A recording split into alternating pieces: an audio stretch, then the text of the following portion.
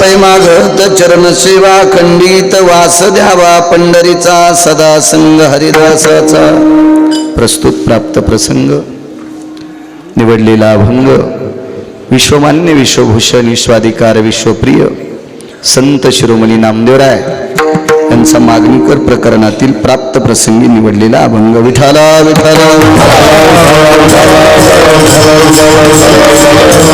प्राप्त प्रसंगी निवडलेला अभंग हा नामदेवरायांचा आहे. नामदेवराय या अभंगाद्वारे विश्वाच्या मालकासमोर एक मागणी मागतात. हेची देवा पै मागत चरण सेवा खंडित. प्रभू मला तुमच्या पायाची सेवा पाहिजे, काही हरकत नाही. पुन्हा नामदेवराय काय पाहिजे तुम्हाला? माझ्या पायाची सेवा मी देऊन टाकतो, पुन्हा काहीतरी मागा ना. वास द्यावा पंढरीचा सदा संग हरिदासाचा. मला पंढरपुरात वास्तव्य द्या आणि संतांची संगती पाहिजे. पंढरपुरात आलं की संत मिळतातच, मला संतांची संगती पाहिजे. मालक चतुर आहे पंढरपुरातला. देव चतुर देव चतुर जाणून अंतर वर्ततसे. अत्यंत चतुर आहे विटेवरचा मालक, त्याच्यासारखा चतुर कोणीच नाही. आणि मालकाने नामदेवरायला प्रश्न केला,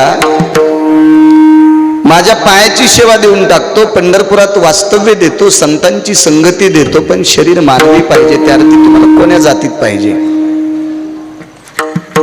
नामदेवराय होते. त्यांनी सांगितलं, देवा अशी एकही जात नाही की त्या जातीत हरामखोर माणसं नाहीत.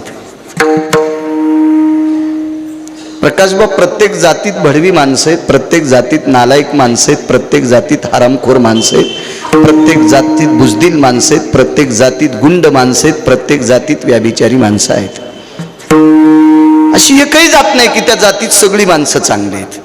प्रत्येक जातीत माणसं खराब आहेत आणि प्रत्येक जातीत माणसं चांगली सुद्धा आहेत. नामदेवराय म्हणले, मला जातीच्या चौकटीत घालूच नको. जन्म हो का भल ते याती. मला कोण्याही जातीत जन्माला घाल, पण मला वारकरी कर. परीमिन चुके हरिभक्ती नामा म्हणे कमलापती. हेची द्यावे पुढता पुढती. तेव्हा मला पुन्हा पुन्हा हेच देऊन टाक. तुझ्या पायाची सेवा दे, मला पंढरपुरात वास्तव्य दे, मला संतांची संगती दे, मी हरिभक्त झालो पाहिजे, हे मला देऊन टाक. हा साधा सोपा सरळ अभंगाचा अर्थ.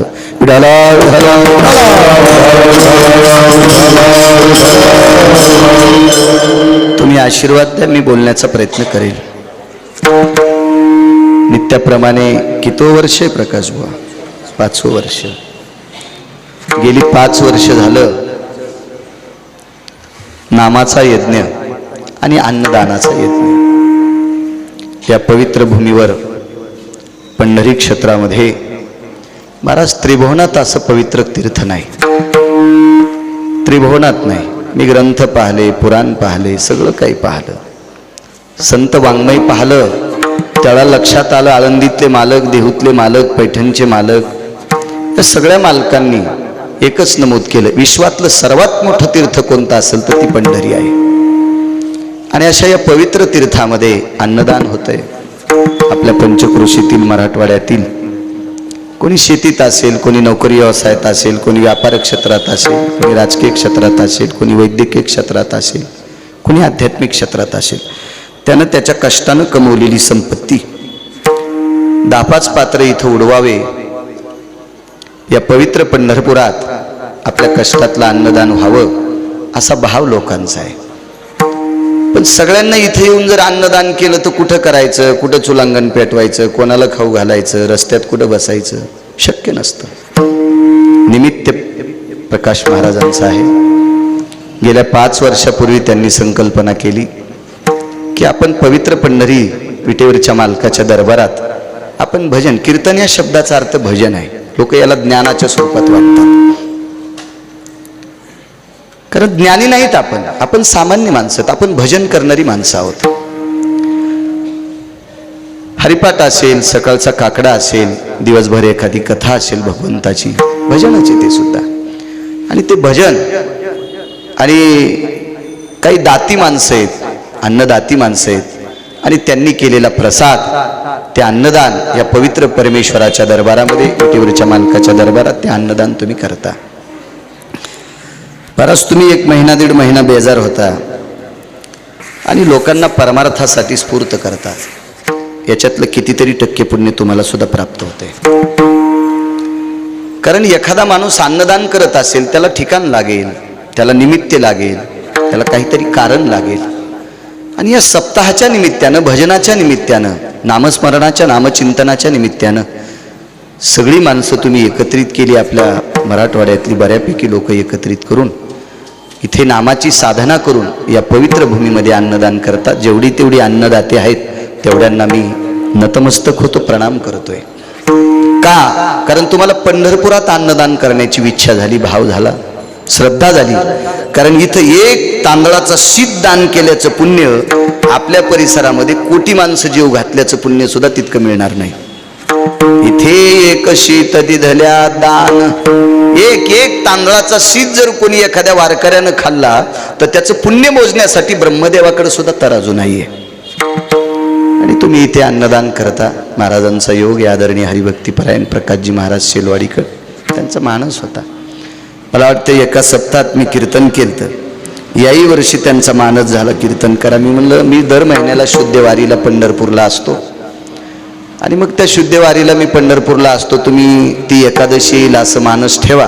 आणि त्यांनी ऐकिलं म्हणण्यापेक्षा संस्थांना ऐकिलं हा महत्त्वाचा भाग आहे. महाराजांनी, आदरणीय हरिभक्तीपरायण आमचे रवी महाराज, फार दिवसापूर्वी माझी शेलूला एकदा त्यांची भेट झाली.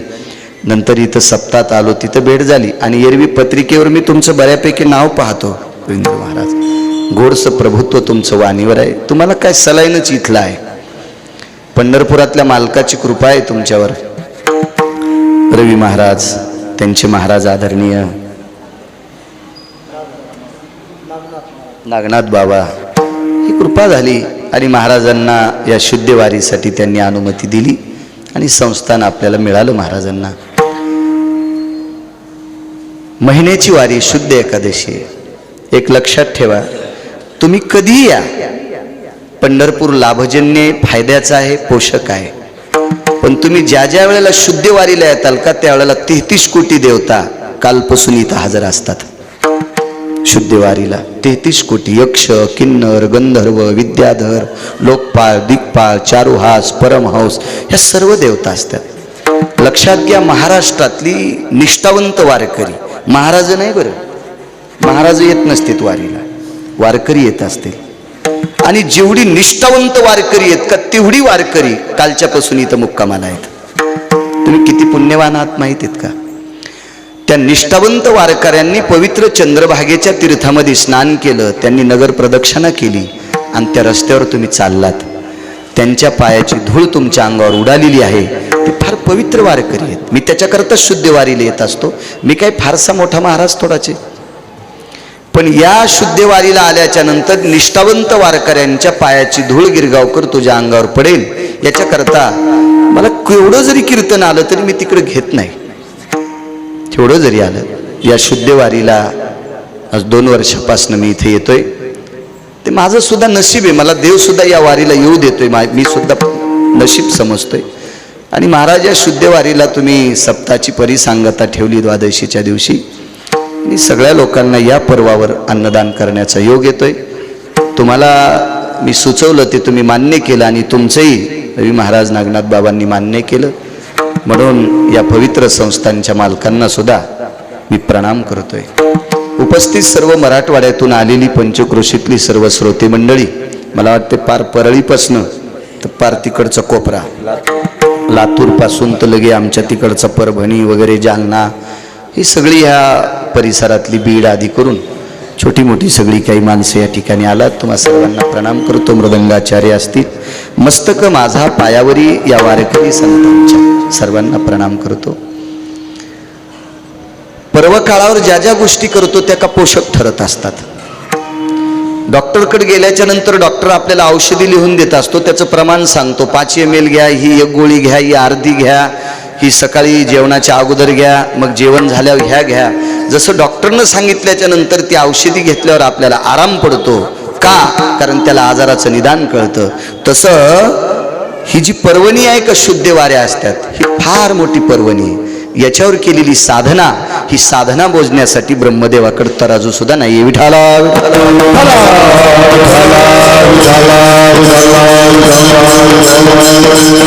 माझा एक फायदा झाला माझा ऐकल्यामुळं.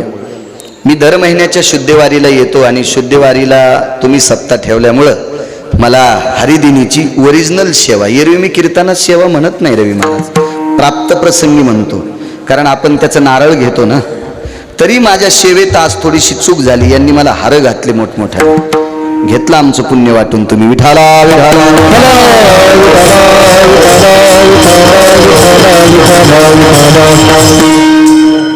आणि मला खरोखर आजचा आणि उद्याच्या कीर्तनाची, भजनाची, सेवा, विठेवरच्या मालकाची तुमची सेवा करण्याचा योग येतो. ते माझं परम भाग्य. एरवी तर मी भटकतच असतो, काही विषय नाही. चला, भगवंताच्या पायाची सेवा मागितली नामदेवरायानं. काय असेल बरं त्या पायामध्ये? काय असेल, काय असेल? एक माणूस झोपलेला होता. मी येत असताना मला आपले ते सरपंच, काय ना, अमोलनं सांगितलं ते 7-8 घंटे बारीला थांबले होते. जाधवबा वरे या ना, वरे या, वरे या. टाळ पण एक शिल्लक आहे. ते 7-8 घंटे बारीला लागले होते. वयस्कर व्यक्ती होती, थकून गेली. 8 घंटे बारीला लागले. विटेवरच्या मालकाचं दर्शन घेतलं की समाधान वाटलं त्या माणसाला. महाराज, त्या पायात इतकं समाधान आहे.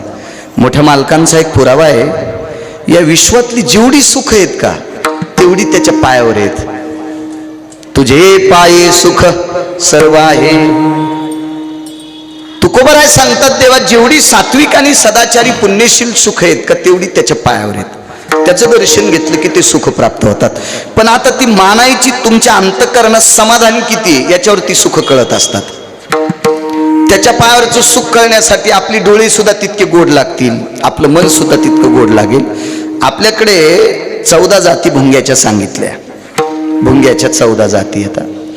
त्याच्यापैकी 2 जाती सांगतो. फुलावरचा मकरंद खाणारी एक भुंग्याची जात आहे, आणि एक भुंग्याची जात आहे रस्त्यानं गोळे करणारी. मग शेणाचे गोळे करीत असेल, बाकी पुन्हा कशाची करीत असेल. तुम्ही शेतकरी माणसात, आता याच्यातला कोणी शहरात राहत असेल तो भाग सोडून द्या. पण पूर्वी भुंगे शेणाचे अजून एका वस्तूचे गोळे करायची. तर ते गोळे करणारे भुंगे, तोंडात ते गोळा होता आणि ते फुलाच्या मोठ्या सुवर्ण कमळावर बसलेला आहे. सुवर्ण कमळावर बसल्याच्या नंतर बाजूच्या भुंग्यानं त्यानं विचारलं, सोयरे हो, कस काय सुगंध आहे? ते म्हणलं, आमचा पहिला जसा आहे का तसाच आहे. पण ते बाजूच्या कमळावर बसलेला भुंगा फार विद्वान होता. त्यानं सांगितलं, सोयरे हो, तुम्ही रोज जे सुगंध घेता का, त्याच्यात आणि याच्यात फार मोठा फरक आहे. फक्त तुमच्या तोंडातला गोळा फेकून द्या. ज्या दिवशी या नालायक भुंग्यानं तोंडातला गोळा फेकून दिला आणि फुलातला मकरंद खाऊ लागला, त्या दिवसपासून त्याला कळालं फुलातला मकरंद किती गोड आहे.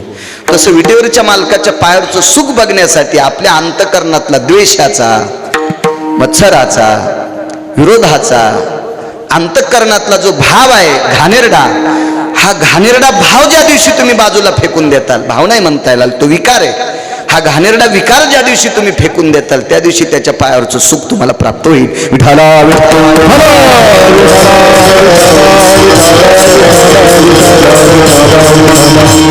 पायात सुख आहे, त्याच्याकरता सेवा मागितली. त्याच्या मुखात सुद्धा सुख आहे. रूप पाहता डोचेनी सुख झाले हो साजनी. काय सुख आहे त्याच्या मुखात. महाराज, कोट्यावधी ब्रह्महत्येचं पातक त्याचं मुख पाहिल्याच्या नंतर जाते. इतकी त्या मुखात ताकद आहे, त्याच्या पायात ताकद आहे. नामदेवराय सारखे महान भगवत भक्त विटेवरच्या मालकाच्या पायाची सेवा मागतात. तर नामदेवराय देवाने विचारलं नामदेवरायला, नामदेवराय, तुम्ही माझ्या पायाची सेवा मागता, असं तुम्हाला काय मिळालं माझ्या पायातून? नामदेवराय म्हणले, तुझ्या पायात जे आहे का देवा, ते कशातच नाही. याच्याकरता मला फक्त तुमच्या पायाची सेवा देऊन टाकते. देव फार चतुर आहे. विटेवरच्या मालकानं नामदेवरायला विचारलं, नामदेवराय मला सांगा ना, माझ्या पायामुळे फायदा कोणाचा झालाय? मागे कृतात्रेती एक प्रसंग घडला. एका माऊलीकडनं चूक घडली संसारात, प्रापंचिक होती ती. एका ज्यानं न्यायशास्त्र केले अशा एका शास्त्रकाराची ती पत्नी होती. तिच्या मालकाचं नाव होतं गौतम, तिचं नाव आहे अहिल्या. फार सुंदर अहिल्या. महाराज पुराणामध्ये ब्रह्मदेवाची ती कन्या आहे. ब्रह्मदेवानं तुम्हा सगळ्या बायकांकडे पाहिलं आणि ब्रह्मदेवाने विचार केला या सगळ्यांपेक्षा एक सुंदर कन्या जन्माला आणायची आणि मग अहिल्या निर्माण केली. एवढे विद्वान ब्रह्मदेव. त्या अहिल्याच्या लग्नात सुद्धा भांडण, प्रत्येकाला वाटायचं मला द्यावी, मला द्यावी, मला द्यावी, मला द्यावी, अशी खूप चिकत्सका झाली. पण शेवटी ज्यानं न्यायशास्त्र केलं गौतमांना ती प्राप्त झाली. देवांचा राजा ज्याच्याकडे फारशी पद आहेत असा देवांचा राजा इंद्र याने घाणेरडं वर्तन केलं आणि त्या दिवशी गौतमाला राग आला आणि गौतमाने स्वतःच्या पत्नीला शाप दिला, प्रिये तू दगड होऊन पडशील, तुझा पाषाण होईल, तुझा गोटा होईल, तुझा दगड होईल. महाराज अधिकारी महात्मा होता, त्यांच्या शापानं बायकोचा दगड झाला. खरं तर आता नवऱ्यानं शाप दिल्यावर बायकोचा दगड होणार नाही, बायकोनं बोट मोडे तर नवऱ्याचा बी होणार नाही, कारण दोघं तितकी पावरबाज नाहीत. रविवार दोघाकडे तितकी शक्ती नाही. हे दोघं इतके अधिकारी होते महाराज. गौतम आणि तिफन धरायची. आजही काही भागात आपल्या मराठवाड्यात पेरणारा तिफन हाणणाराच पेरतो प्रकाश भाऊ, पण काही भागात तिफन हाणणारा वेगळा असतो आणि पेरणारा वेगळा असतो, त्याच्या बाजूला पेरीत राहतो. गौतम त्या प्रांतातले होते, मुनिश्री गौतम. त्यांनी तिफन हाणायची आणि पाठीमागं त्यांच्या पत्नीनं साळी पेरायच्या. दुसऱ्या तिसऱ्या चौथ्या मुलडाणात तिफन गेली की पहिल्या मुलडाणातल्या साळी कापायला येत होत्या. वला दुष्काळ होता आणि उपाशी मरू लागले गोर गरीब. काही आश्रमावर साधू संत विद्यार्थी हैराण झाले, काय करावं. म्हणून गौतम आणि अहिल्याला सांगितलं, अहिल्या तू साळी पेरावं ग. काय त्या हातात ताकद असेल त्या माऊलीच्या. तिनं पेरलेल्या हाळी साळी तिसऱ्या मुलडाणात तिफन गेली की त्या कापायला येत होत्या. आणि त्या ओल्या दुष्काळात ऋषी मुनींना जीव घालणारे गौतम. काय आदर असेल महाराज, काय भक्ती असेल, काय ज्ञान असेल. शाप दिल्याबरोबर बायकोचा दगड झाला. जगत सुंदरी होती, विश्वातली सुंदर अहिल्या. दुःख वाटलं, आपण एका चुकीमुळं पत्नीचा दगड केला. खरं तर तिचा दगड केला नसता त्यांनी, पण तिने इंद्राला सुखरूप जाऊ दिलं. पतीचं मत होतं ज्या नालायकानं माझं रूप घेऊन तुझ्याशी संग केला त्याला जर तू शाप दिला असताल तर इंद्र जळून गेला असता, तू त्याला शाप का दिला नाही. तिने सांगितलं तो देवाचा राजा होता, गरजेचं होतं, चूक केलीस तू, याच्याकरता मला तुझी चूक मान्य नाही, तू पाषाण होऊन पडशील. आणि खरंच तिचा दगड झाला. पण देवांना ऋषी मुनींना तिचा हेवा वाटत होता की जिने दुष्काळामध्ये ओल्या दुष्काळात आम्हाला जीव घातले, अशी एक साध्वी तिचा दगड झालाय. या दुःखानं तो परिसर कोसळून गेलेला आहे, व्यापून गेला तो दुःखानं. काय करावं. एके दिवशी सदाचारी सगळ्या लोकांनी देवाची विनंती केली, प्रभू ही कधी या दगडातून मुक्त होईल. योग आला. विटेवरचे मालक 7व्या अवतारात रघुवंशामध्ये रामचंद्र या रूपानं प्रगट झाले. राजा दशरथाचे सुपुत्र, कौशल्या मातेचे पुत्र, आज राजांचा नातू, हेच पंढरीतले मालक 7व्या अवतारात रामचंद्र झाले. आणि एका कार्यक्रमाची पत्रिका महाराजांना आली आणि महाराजांच्या आश्रमावर पंढरपुरातले मालक होते. पंढरपुरातल्या मालकाला त्या कार्यक्रमाची पत्रिका नव्हती. एका महाराजांच्या आश्रमावर ते मुक्कामाला असताना महाराजांनी सांगितलं, देवा रामचंद्र मला एक पत्रिका आली, त्या कार्यक्रमाला आपण चला. आणि हे जात असताना अशा जंगलात गेलेत की त्या जंगलात सगळं झाडं वाळलेली, ती एकच झाडी हिरवं आहे. मर्यादा पुरुषोत्तम रामचंद्रांनी त्या महाराजांना सांगितलं, महाराज आपण त्या झाडाखाली जाऊ, थोडीशी विश्रांती घेऊ. महाराजांनी सांगितलं काय हरकत नाही, आता थांबण्यासाठी एकही झाडी हिरवं नाही, त्या झाडाखाली चला आपण. तिथे गेले तर प्रभूने त्या झाडाखाली अशी मान वाकवली, मान प्रणाम केला. कोणाला? अहिल्याला. मर्यादा पुरुषोत्तम रामचंद्र होते महाराज. ते परस्त्रीला नमस्कार करायचे, हा रामचंद्रांचा भाव होता. आणि त्या महाराजांनी विचारलं, प्रभू या पाषाणाला नमस्कार का केला. कारण हा पाषाण जरी असेल पण या पाषाणामध्ये एक पवित्र स्त्री आहे, या पवित्र भारत देशातली एक साध्वी आहे. आणि भगवंतानी मान वाकवली आणि त्या पाषाणाच्या जवळून जात असताना थोडंसं वारं आलं आणि वाऱ्यानं देवाच्या पायावरचा एक धुळीचा कण उडाला आणि तो कण त्या दगडावर पडला. त्या पाषाणावर त्या दगडावर पडल्याबरोबर त्याच्यातून एक दिव्य तेजस्वी स्त्री निर्माण झाली. शिळा होती मनुष्य झाली, थोर कीर्ती वाखाणली. किंवा त्याचे चरणाचे चाली, शिळा होती मनुष्य झाली. आपण कधी कधी काही लोकांच्या मुखारविंदातून रवी महाराज प्रकाशभाऊ आपण ऐकतो, मर्यादा पुरुषोत्तम रामचंद्रांनी त्या दगडाला पाय लागल्याबरोबर त्याची बाई झाली. असं कधी सांगायचं नाही किंवा असं कोणाचं ऐकून घ्यायचं सुद्धा नाही. कारण मर्यादा पुरुषोत्तम रामचंद्र एका स्त्रीला लात कशी मारतील? त्याचा मुद्दा आहे का प्रभू रामचंद्राला या देशातल्या स्त्रियांविषयी किती आदर होता. महाराज रावणानं ज्या सीतेला हरण केलं त्या रावणाविषयी प्रभू रामचंद्राला किती किती राग असेल कल्पना करा. किती राग असेल, किती राग. महाराज ज्यानं बायको चोरून दिली त्याच्याविषयी पोटात किती दुखत असेल मर्यादा पुरुषोत्तम रामचंद्रांच्या. पण ऐका, रामचंद्रांचा स्त्रीकडे पाहण्याचा भाव किती गोड होता. महाराज विटेवरच्या मालकाच्या पायावरचं जर सुख पाहायचं असेल ना तर डोळे तितके पवित्र लागतील. निदान इथं आल्यावर तरी, निदान पंढरपुरात आल्यावर तरी, घरी गेल्यावर काय घोडे दामटवायचे तर दामटा, पण निदान इथं आल्यावर तरी तितके डोळे पवित्र ठेवा. मर्यादा पुरुषोत्तम रामचंद्रांचे डोळे किती पवित्र होते लक्षात ठेवा. मी 2-3 कीर्तनात हा मुद्दा मांडला. आमचे महिन्याची वारकरी त्यांनी परवाला सातवानेल कीर्तन होतं तिथं ऐकलं असेल. रावण मारल्याच्या नंतर रावणाचं पार्थिव लाकडावर टाकलंय समुद्राच्या तीरावर. काही गवऱ्या होत्या शेणाच्या, गाईच्या शेणाच्या, चंदनाची लाकडं होती. त्याच्यात रावणाचं पार्थिव टाकलंय, चेहरा उघडा आहे. आणि रावणाची पत्नी मंदोदरी 80,000 होत्या, त्याच्यापैकी सती मंदोदरी गेली. अजून काहीची संख्या आहे पण मंदोदरीचं नाव पहिल्या यादीत आहे. मंदोदरीनं काही सेवकांना सांगितलंय मी सती जाणार आहे, तोपर्यंत तुम्ही तिथली मशानभूमीतली तयारी करा. मर्यादा पुरुषोत्तम रामचंद्र पाय लावणार नाहीत त्या शिळेला, ह्याच्यावर सांगतोय महाराज. तोपर्यंत तयारी करा. आणि बाकीच्यांनी विचारलं तुम्ही करता काय? मला मर्यादा पुरुषोत्तम रामचंद्रांना भेटायला जायचंय. तर रावणाचे 6 नातू जिवंत होते, ते मेले नव्हते. 1 लाख पोरं 1.25 लाख नातू होते रावणाला, त्याच्यापैकी 6 जिवंत होते. नावं पण त्यांची फार गोड येतं. पण मी पुन्हा एखाद्या सांग, सगळ्या गोळ्या एकखट्या घेतल्या की घाम येत असतो. अशी रावणाची 6 नातू जिवंत. त्याच्यापैकी एका नातवानं सांगितलं, आजी ग, ज्यानं आजोबाला मारले, ज्यानं तुझ्या पतीला मारले, त्याला भेटायला तुला कशाला जायचंय? तुला काय गरज आहे त्यांच्याकडे जाण्याची? रामचंद्र देव आहेत. लक्ष्मी पुढे सरका, सरका पुढे सरका, हो सरका पुढे सरका, सरका सरका सरका दादा पुढे सरका, मागच्यानं जागा मिळते. सरका सरका, पटपट पटपट सरका, सरका लवकर लवकर सरका, अडचण येते मागच्यांना. विडाला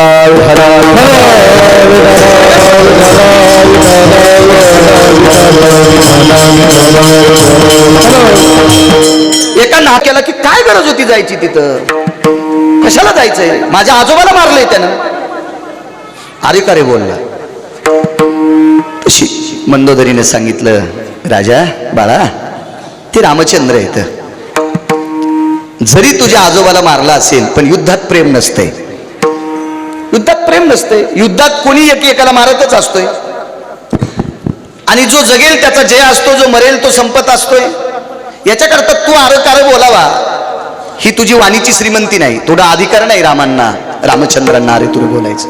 ठीक आहे आजी, पण आजी, माझी आजी जिवंत असताना एक तर तिला विधवा होऊन बहावं लागते, अन्यथा कुंकू ठेवायचं असेल तर माझ्या आजोबासोबत तिला जळावं लागते. माझं याचं दुःख आहे ग, म्हणून तू त्या रामचंद्रांना भेटायला का जाते? ऐक ना रे बाळा, मला याच्याकरता जायचंय की माझे पती तुझे आजोबा एवढे शक्तिशाली होते की त्यांना मारायची कोणाची माय आली, म्हणजे रावणाला मारायची कोणाची हिंमत आहे. आणि मग एवढे माझे आजोबा अधिकारी असताना ज्या रामचंद्रानं मारले त्या रामचंद्राला भेटायला का चालली? याच्याकरता चालली की तुझ्या आजोबाला मारायची शक्ती ज्याच्यात आहे त्याच्याकडं तुझ्या आजोबापेक्षा माझ्या पतीपेक्षा रामाकडं जास्त काय आहे ते बघण्यासाठी चालली. ते विचारून यायचे आणि मग मी सती जाणार. म्हणजे सती म्हणजे जिवंत स्त्रीनं नवऱ्यासोबत पेटून घ्यायचं. तिला सती पद्धत म्हणतात. सती जाऊ नका कारण आता पद्धत बंद झाली, पण सती पण निघू नका. विठाला विठाला. कायद्याच्या चौकटीमध्ये सती जाता येत नाही, पण सती पण निघ जाऊ नका. सती निघल्यानं लय कुटाने होते.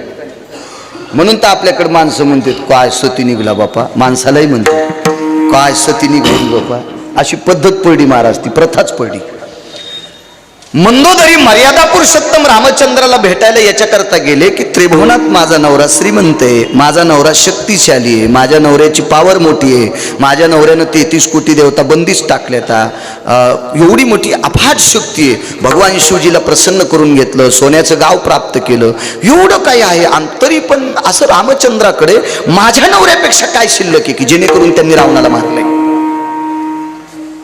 मर्यादा पुरुषोत्तम रामचंद्र कपाळाला थोडासा आणि अर्धा हात गालाला आणि अर्धा कपाळाला लावून बसलेले आहेत. म्हणजे चिंता करत होते की रावण मेलाच कसा. देवाला सुद्धा शंका होती माझ्या हातानं खरंच मरल का रावण. परेशान होते मर्यादा पुरुषोत्तम रामचंद्र. आणि आज तो मेलाय. डोक्याला हात लावला तेवढ्या अवकाशात पाठीमागून मंदोदरी आल्या.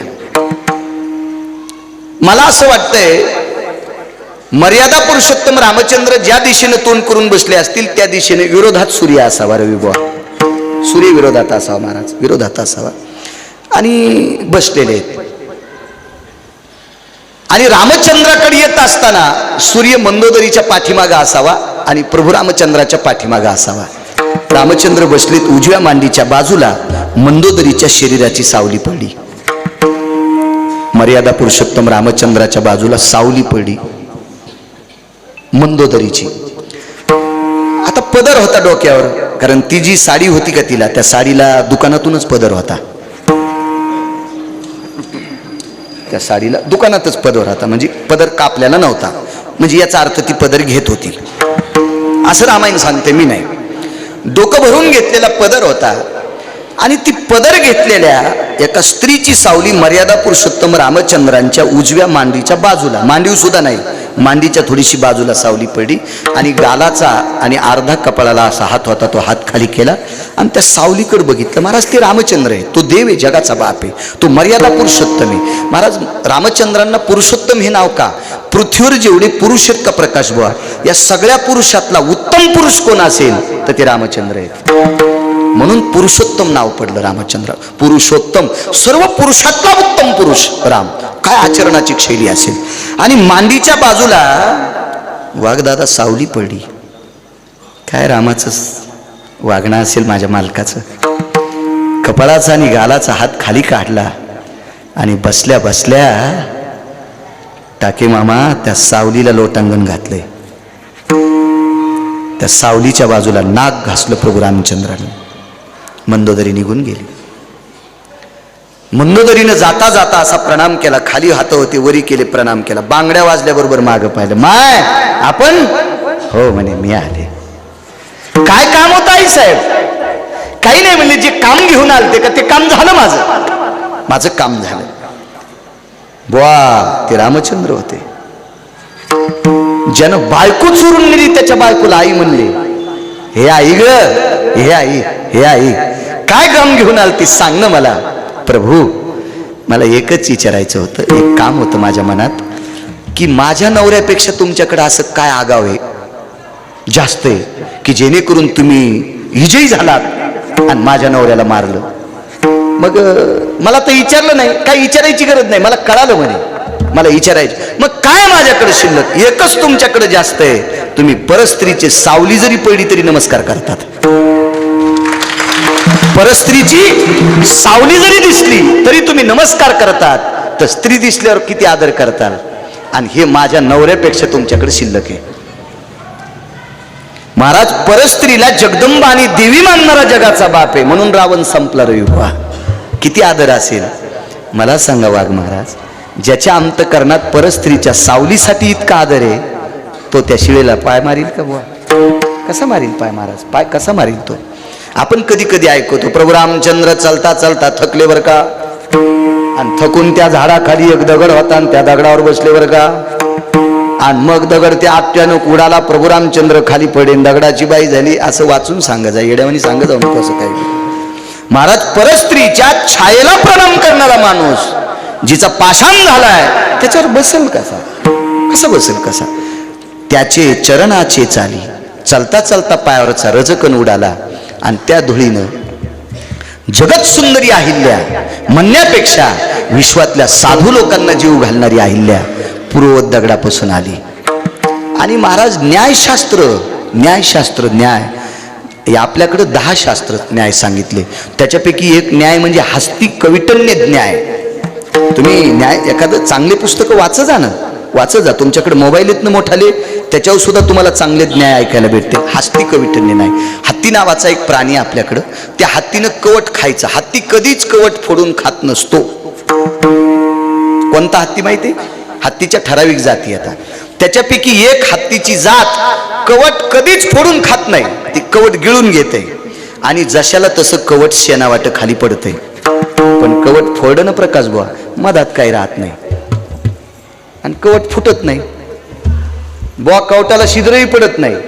मग हत्तीच्या जठराग्नीत इतकी ताकद आहे, त्या कवटाला छिद्र न पाडता कवट न फोडता त्याच्यातला गर त्याचा जठराग्नी खाते आणि वरची कवटी जशाल तशी राहते. काय त्याच्या जठराग्नीत न्याय असेल त्या न्यायाला हस्ती कविटन्य न्याय म्हणतात. त्या न्यायाला हस्ती कविटन्य न्याय म्हणतात.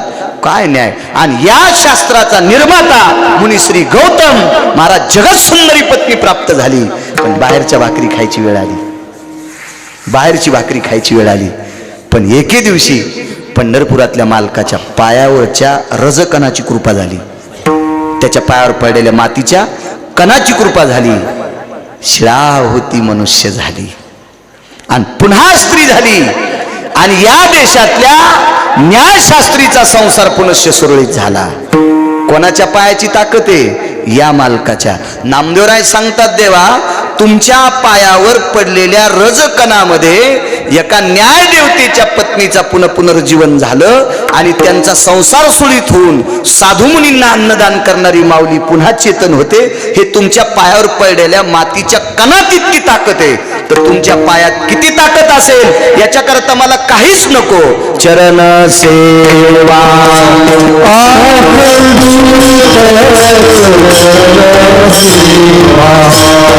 अखंडित चरण सेवा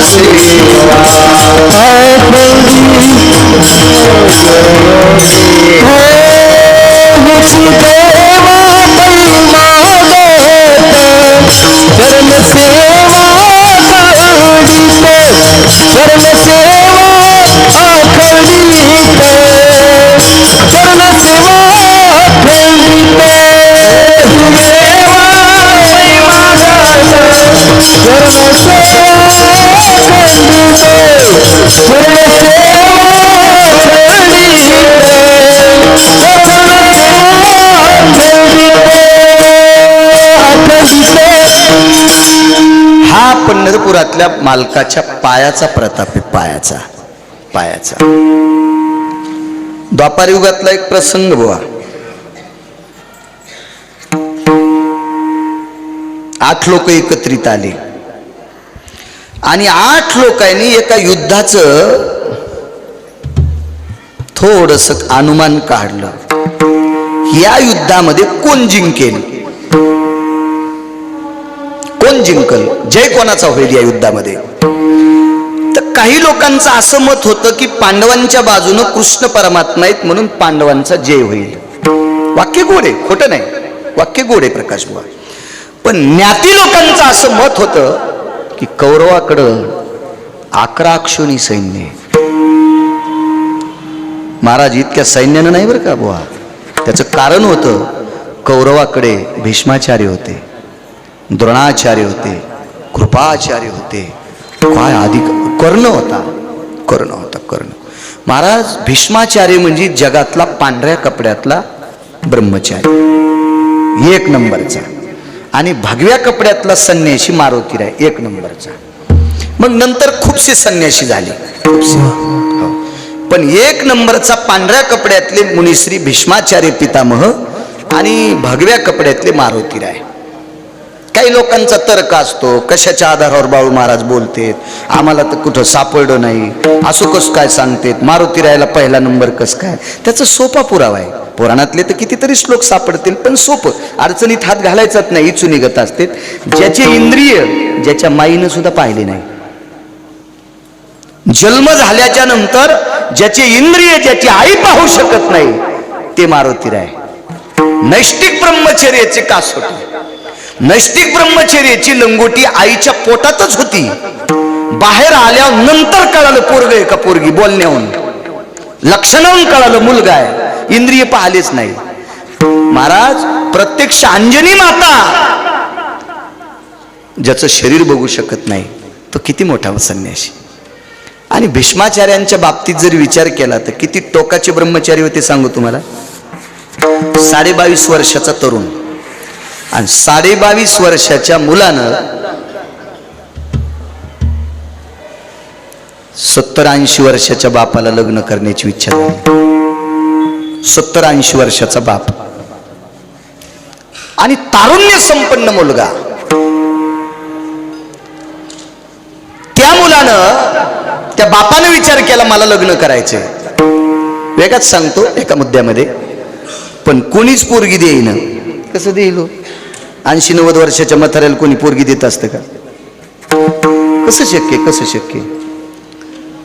पण 22.5 वर्षाच्या पोरानं त्या पोरीच्या बापाला विचारलं कसं काय देत नाहीत. म्हणले इतक्या म्हाताऱ्याला देत असतात का? हातावर पाणी घेतलं आणि संकल्प सोडला, स्वतःच तारुण्य बापाला दिलं आणि बापाचं म्हातारपण स्वतःला घेतलं. तुम्ही इथं बसलेल्या कोण्या बी म्हाताऱ्यानं घरी गेल्यावर पोराला म्हणा मोह लग्न करायचंय. कोणी म्हणा, नुसतं म्हणा, नुसती चर्चा म्हणा. हो, पोराला म्हणूच नका, पोराच्या माईलाच म्हणा होय ग पुन्हा एक करू का, इतकंच असं सहज म्हणा. मला का नाही, मला वाटायला तुला लय ताण व्हालाय, रानातलं करतीस, घरचं बी करतीस, एक काम करून जाऊ दे, तू करी जाय रानातलं, घरचं करायला दुसरी आणतो. म्हातारी कोणाला सोबती करीन माहितीये का? पोराला. आणि जर बांधीच्या तारानं पाय बांधून तुमचे नाही समुद्रात टाकले तर मला बाळ्या म्हणून तुम्ही याला बी टाळ्याच वाजवायले. तुमच्या अंगावर दगड पडले ना तरी तुम्ही याला टाळ्या का? विठाला विठाला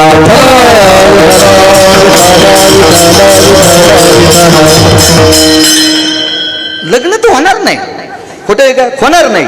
पण म्हणलं तरी संसारित काहीच करणार, म्हणलं तरी काही ताकद असेल हो प्रकाश बुवा. स्वतःच तारुण्य जाळून टाकले आणि बापाचं लग्न लावून दिले. तो जगातला पांढऱ्या क्रमातला वस्त्रातला पहिला ब्रह्मचारी. हो, आणि तो ब्रह्मचारी भीष्मांकडे आहे, कौरवांकडे आहे. म्हणून श्री भीष्माचार्य कर्ण आहेत महाराज, कर्ण. म्हणून काही लोकांचं असं मत होतं, कर्ण, द्रोणाचार्य आणि भीष्माचार्य पंढरपुरातल्या मालकाला मारणं सोपं नाही, मारणं सोपं नाही. पण मालक इतका चतुर आहे महाराज, इतका चतुर आहे. म्हणून तर चतुर लोकांचे पाय धरतात माणसं. गाफील माणसाचे पाय कशाला धरायचे? दगड खायचे का त्याचे पाय धरून? निदान चतुर माणसाचे पाय धरल्यावर खाला तरी भेटते महाराज. इतकं तरी पक्क आहे चतुर माणसाचे. चतुर हा नम्री नाही बरं का? हा, नम्रेचे पाय धरी जाऊ नका. नम्रेच्या पायाला त्याच्या बायका कदरल्यात भडवायच्या. विठाला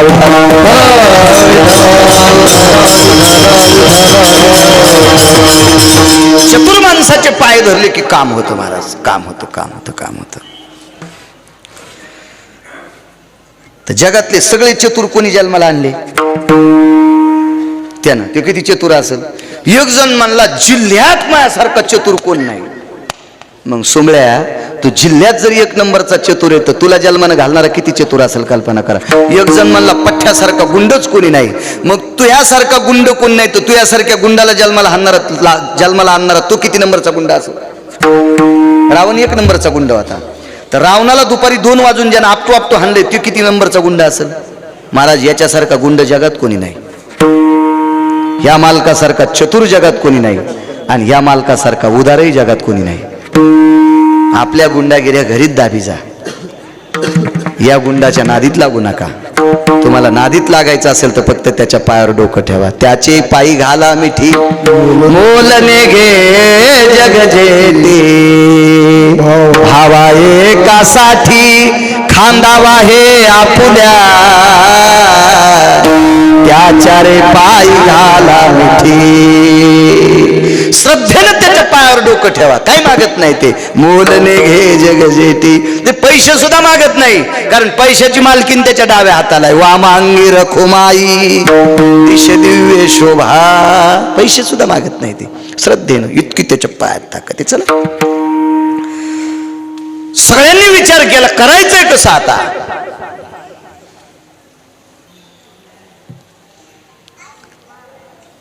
कौरव आणि पांडव. महाराज पांडव सख्या आत्याची पोरं आणि कौरव आत्याचे पुतणे.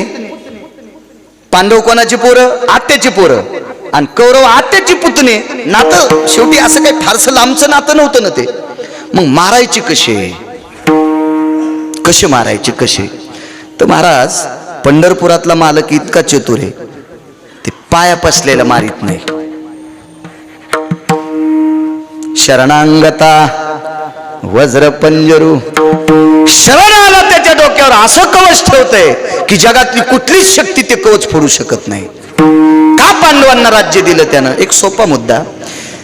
एके दिवशी त्यानं नाटक केलंय झोपीचं. या मालकानं झोपीचं नाटक केलं. तो पलंगावर झोपला. आता त्याचा पलंग कसा असेल, काय असेल, काय थाट असेल, काय वैभव असेल, देवाचा पलंग.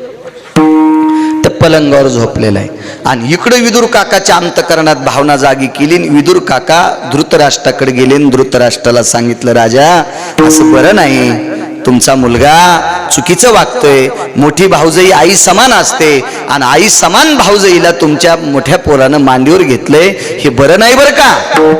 हे भांडण मिटणं गरजेचं आहे. ठीक आहे म्हणले. कोण मिटीन? मग मोठ्याकडे जायचं. मोठा कोण होता? द्वारकेतला. बऱ्याच दिवसापर्यंत मोठ्याला इकडे भांडणं मिटायला जात होते. किती दिवसापर्यंत माहितीये का? जोपर्यंत मोठ्यांचं आचरण ताब्यात होतं तोपर्यंत लोक त्यांच्याकडे जात होते. ज्या दिवशी मोठ्याचं आचरण न दिलं जातं का, त्या दिवशी लोक म्हणतात घरी मरू पण त्याच्याकडे नको. म्हणून मोठ्यानं आचरण सांभाळलं पाहिजे. माणूस हा मोठा त्यानंच असतो, यानं नाही. बरं पैसा असावा, तुमच्या काही गोष्टी त्या पैशानं धकत असतील. अन्न वस्त्र निवारा पैशानं मिळतील. भाकरी अशी खाण्यापेक्षा तुपात खाताल, एवढंच आहे. चांगल्या प्रतीच्या बंगल्यात झोपताल, चांगल्या प्रतीचे कपडे घालताल. पैशानं. पण इज्जत जर प्राप्त करायची असेल तर आचरणानं. इज्जत ही आचरणानं प्राप्त होत असते. आचरणानं ते कार्डच लागत असते. पैशानं जर तुम्ही मोठं म्हणत असाल तर कल्याण स्टेशनला एक मला गाडी घेऊन आलता. गाडी घेऊन त्याच्याकडे 2.25 कोटीची गाडी होती आणि तो टोल नाक्यावर टाळ्या वाजणारा तृतीयपंथी होता. मी सुद्धा जपून बसलो होतो. दंडगिण लागला कोपराने एखादं बटन उघडत तर रस्त्यात गाडी उघडायची. 2.25 कोटीची गाडी. असं काही नसतंय बुवा कोणाकडे. परवाला मी तामिळनाडूमध्ये कीर्तनाला गेलो. इथं बसव कल्याणपाशी कीर्तन झालं आणि तिथून हैदराबादला जायचं होतं विमानतळावर. तर इर्टिगा नावाची गाडी होती. मी ही नेली नव्हती. तर ती गाडी नेत असताना मला 4 लोक सोडायला आलते. त्याच्यात सुद्धा एक तृतीयपंथीच होता मला सोडवायला. त्या कार्यकर्त्यानं, तो एका मोठ्या माणसाकडे राहतो बिचारा. परवाला तो टाकेमामा सातवण्याला सुद्धा मला पत्रिका द्यायला आलता. एक गाडी आलती, त्याच्यामध्ये तो मुलगा होता. त्याला ती गाडी हैदराबाद विमानतळाला सोडायला. म्हणजे माणसाकडे पैसे असले म्हणजे ही झाली तुमची सगळी श्रीमंती. तुमच्याकडेच पैसे आहेत म्हणून तुम्ही श्रीमंत नाही. जगात खूप लोक श्रीमंत आहेत. कमला सुंदरी नावाची वेश्या वाचली मी पुराणामध्ये. कमला सुंदरी नावाची वेश्या, तिच्याकडं 1 क्विंटल 26 किलो सोनं होतं. इतिहासातली वाचली. आणि पुराणात एक महानंदा नावाची वेश्या होऊन गेली. दुष्काळ पडला तर राजा डोक्याला हात लावला आणि त्याच्या प्रधानाने विचारलं काय झालं. 7 महिने पुरेल इतकं आपल्याकडे धान्य आहे, पण 7 महिन्याच्या नंतर जर पाऊस नाही पडला ह्या 2-2.5 महिन्यामध्ये तर पेरल्या थोडेच कंस येत असते. तर 7 महिन्याच्या नंतर आपली प्रजा मरणार किंवा राज्य दुसऱ्या राजाला देऊन टाकणार. तर बुवा प्रधानानं सांगितलं आपलं राज्य सुखरूप ठेवण्यासाठी एक काम करा, मी एक वेश्या पाहिली, त्या वेश्येकडे चला. तिचं नाव होतं महानंदा. आता राजाला वेश्येकडे जावं वाटतं का? पण राजा वेश्येकडे गेल्याच्या नंतर वेश्येनं स्वागत केलं. काय महाराज, काय सेवा करू? काही नाही, आमच्याकडे 7 महिने पुरेल इतकं धान्य आहे, आणि जर दुष्काळ वाढत गेला तर जनता कशी जगेल? ती म्हणली, ते हौद्यात सोनं आहे, तितकं काढून घेऊन जा, 3.5 वर्षे त्या हौदात तुमची प्रजा जगती. अशी तुझ्याकडे हौद किती येतं? राजानं प्रश्न केला. तर ती म्हणली, असे 100-200 दुष्काळ पडले तरी 5-6 हौदात धकत आहे. तरी तिने बाकीचे सांगितलेत नाही, तरी तिने बाकीचे हौद सांगितलेत नाही. कोण होती माहिती? ती वेश्या. बाई, ती खुरपायला गेली असेल का? तिने तुरी कापल्या असतील का? सोयाबीन कापायला गेली असेल का? तिने कापसं येचले असतील का? तिने ऊस तोडला असेल का? हा, तिने कधी स्वतःसाठी तरी भाकरी केल्या असतील का? मग या देशातली वेश्या तरी किती सुंदर, बघा, कल्पना करा. पण तिला नाव काय पडलं शेवटी? वेश्या. हा, चला, ती पुढे चांगली वागली, ती विमानात बसून गेली, तो पुढचा भाग. पण अलीकडचा भाग तिला किंमत असेल का? शेवटी तिला काय म्हणत असतील? वेश्या. माणूस हा पैशानं श्रीमंत नाही. पैशानं या 3 गोष्टी प्राप्त होत्यात: निवारा, वस्त्र आणि भाकरी. इज्जत पैशाने मिळत नसती. इज्जतीसाठी आचरण लागते. आचरण आचरण आचरण आचरण लागते. ठीक आहे, पैशामुळे एखाद्या सप्ताहात पंगत करता आलं, पैशामुळे एखाद्या सप्ताहामध्ये पंगत करताल, पण पंक्ती करणाऱ्यानं आमक्याच्या घरी डाका टाकून पैसे आणलेत असं कळाल्यावर खाणाऱ्याला पण मळमळ होते. तुमच्या श्रीमंतीकडे पण लक्ष असतं प्रकाश बुवा. तुम्ही कमवलेल्या पैशाकडे पण लोकांचं लक्ष असते. कुठून आलेत, काय आलेत, याच्यानुसार तुमच्या प्रतिष्ठेचे सूत्र मानले जातात. याच्यानंतर महाराज पांडवही थोडेफार श्रीमंत होते, निदान राज्यात राहता येत होतं. आणि कौरव तर प्रचंड श्रीमंत होते, तरी पंढरपुरातला मालक झोपड्यात राहणाऱ्या विदुराकडे जात होता. कारण विदुराचं आचरण इतकं मोठं होतं, हे दोघेही त्या आचरणाची बरोबरी करू शकत नव्हते. कारण गरीब जरी माणूस असेल ना, त्याचं आचरण जर गोड असेल तर माणसं त्याच्याकडे धाव घेत असतात. त्याच्या स्वभावाची मर्यादा असते. चला, नाटक केलं. विदुर काकानं सांगितलं, चरणसेवा अखंडित पंढरपुरातल्या मालकाच्या पायात किती ताकद आहे. आणि जा म्हणले, बरोबर नाही वागणे, मिटवायला मोठ्याकडे जायचं. जोपर्यंत मोठ्याचं आचरण गोड आहे तोपर्यंत मोठ्याला किंमत असते. इथपर्यंत सांगतोय तुम्हाला. आमचं कीर्तन किती दिवस ऐकणार बाळू महाराजाचं? जोपर्यंत काही चूक करत नाही तोपर्यंत.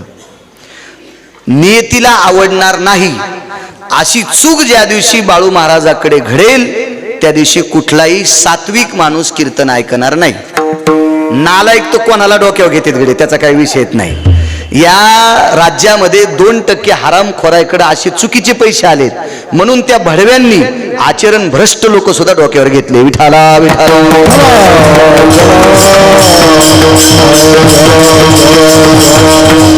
या संप्रदायात फक्त आचरण. महाराज, पक्वादाचे बोल कमी असले तरी चालेल, बुवा स्वरज्ञान कमी असलं तरी चालेल, कीर्तनात ओळ्या श्लोक अभंग कमी पाठ असले तरी चालेल, पण आपली पत्नी सोडून जगातल्या स्त्रीला जो माय म्हणतो का तो 1 नंबरचा पक्वाद आहे.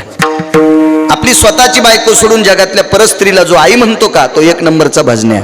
आपली बायको सोडून जगातल्या प्रत्येक स्त्रीला, दिसणाऱ्या स्त्रीला माय म्हणतो का तो 1 नंबरचा महाराज. हे कार्ड ज्याच्याकडे आहे अशा लोकांना देवाकडे किंमत, किंवा अशा माणसांकडे वाद मिटवण्यासाठी जात असतो, तो न्याय करू शकत असतो. चला, मग देवाकडे न्याय करण्यासाठी गेले. कौरव गेले आणि पांडवही गेले. पण कौरव पांडव गेल्याच्या नंतर या दोघातला एक प्रतिनिधी पुढे आला. कौरवातला एक प्रतिनिधी दुर्योधन पुढे आला आणि पांडवातले अर्जुन पुढे आले. अगोदर दुर्योधन पुढे गेला, राजाचा पुत्र आहे. अर्जुनाला बाजूला सरकविलं आणि पुढे गेला.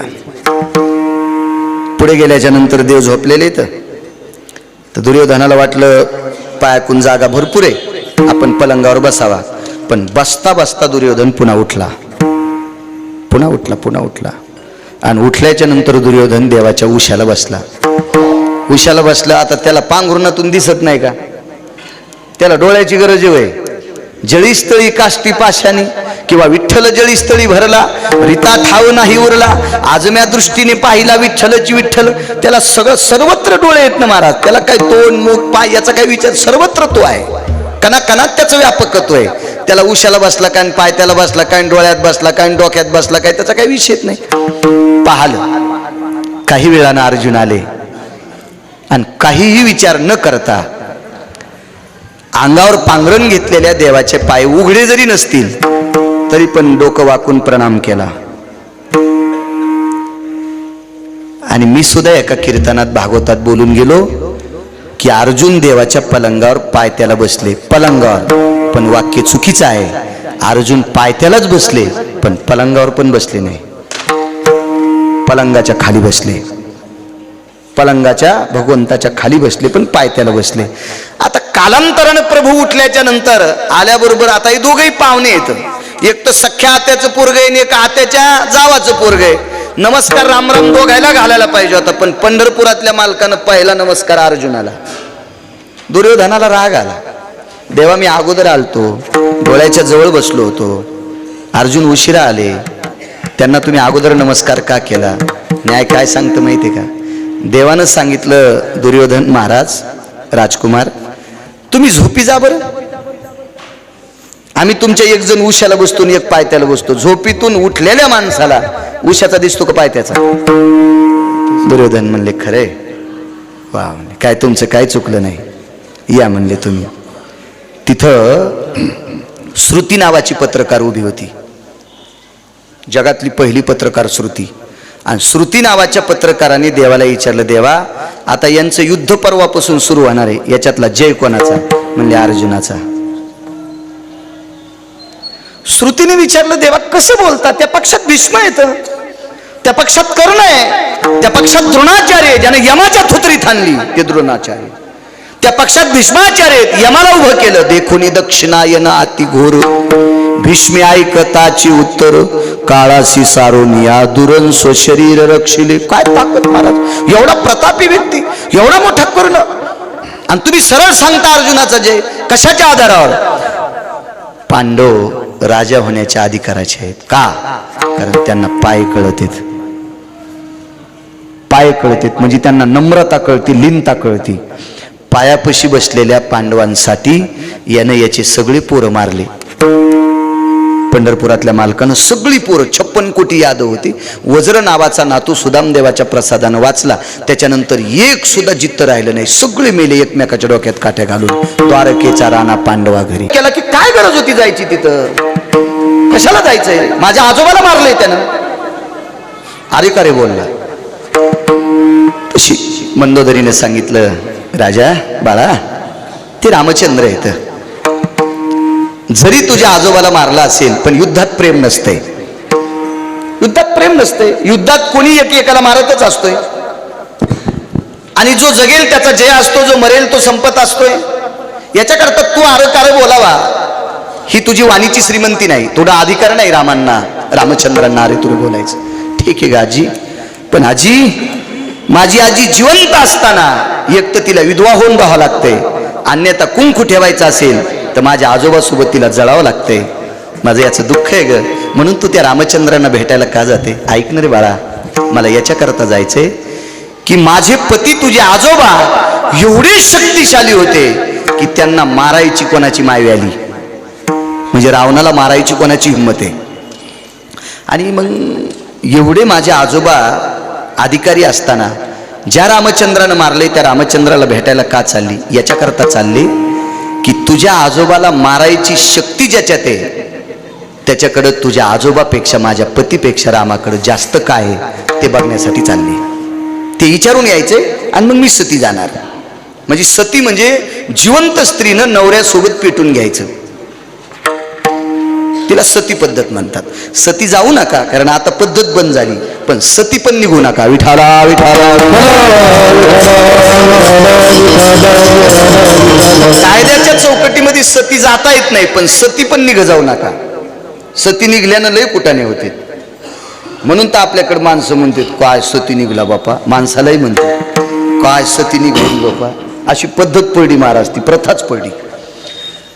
मंदोदरी मर्यादा पुरुषोत्तम रामचंद्राला भेटायला याच्याकरता गेले की त्रिभुवनात माझा नवरा श्रीमंत आहे, माझा नवरा शक्तिशाली आहे, माझ्या नवऱ्याची पावर मोठी आहे, माझ्या नवऱ्यानं 33 कोटी देवता बंदिस्त टाकल्याता, एवढी मोठी अफाट शक्ती आहे. भगवान शिवजीला प्रसन्न करून घेतलं, सोन्याचं गाव प्राप्त केलं, एवढं काही आहे. आणि तरी पण असं रामचंद्राकडे माझ्या नवऱ्यापेक्षा काय शिल्लक आहे की जेणेकरून त्यांनी रावणाला मारले.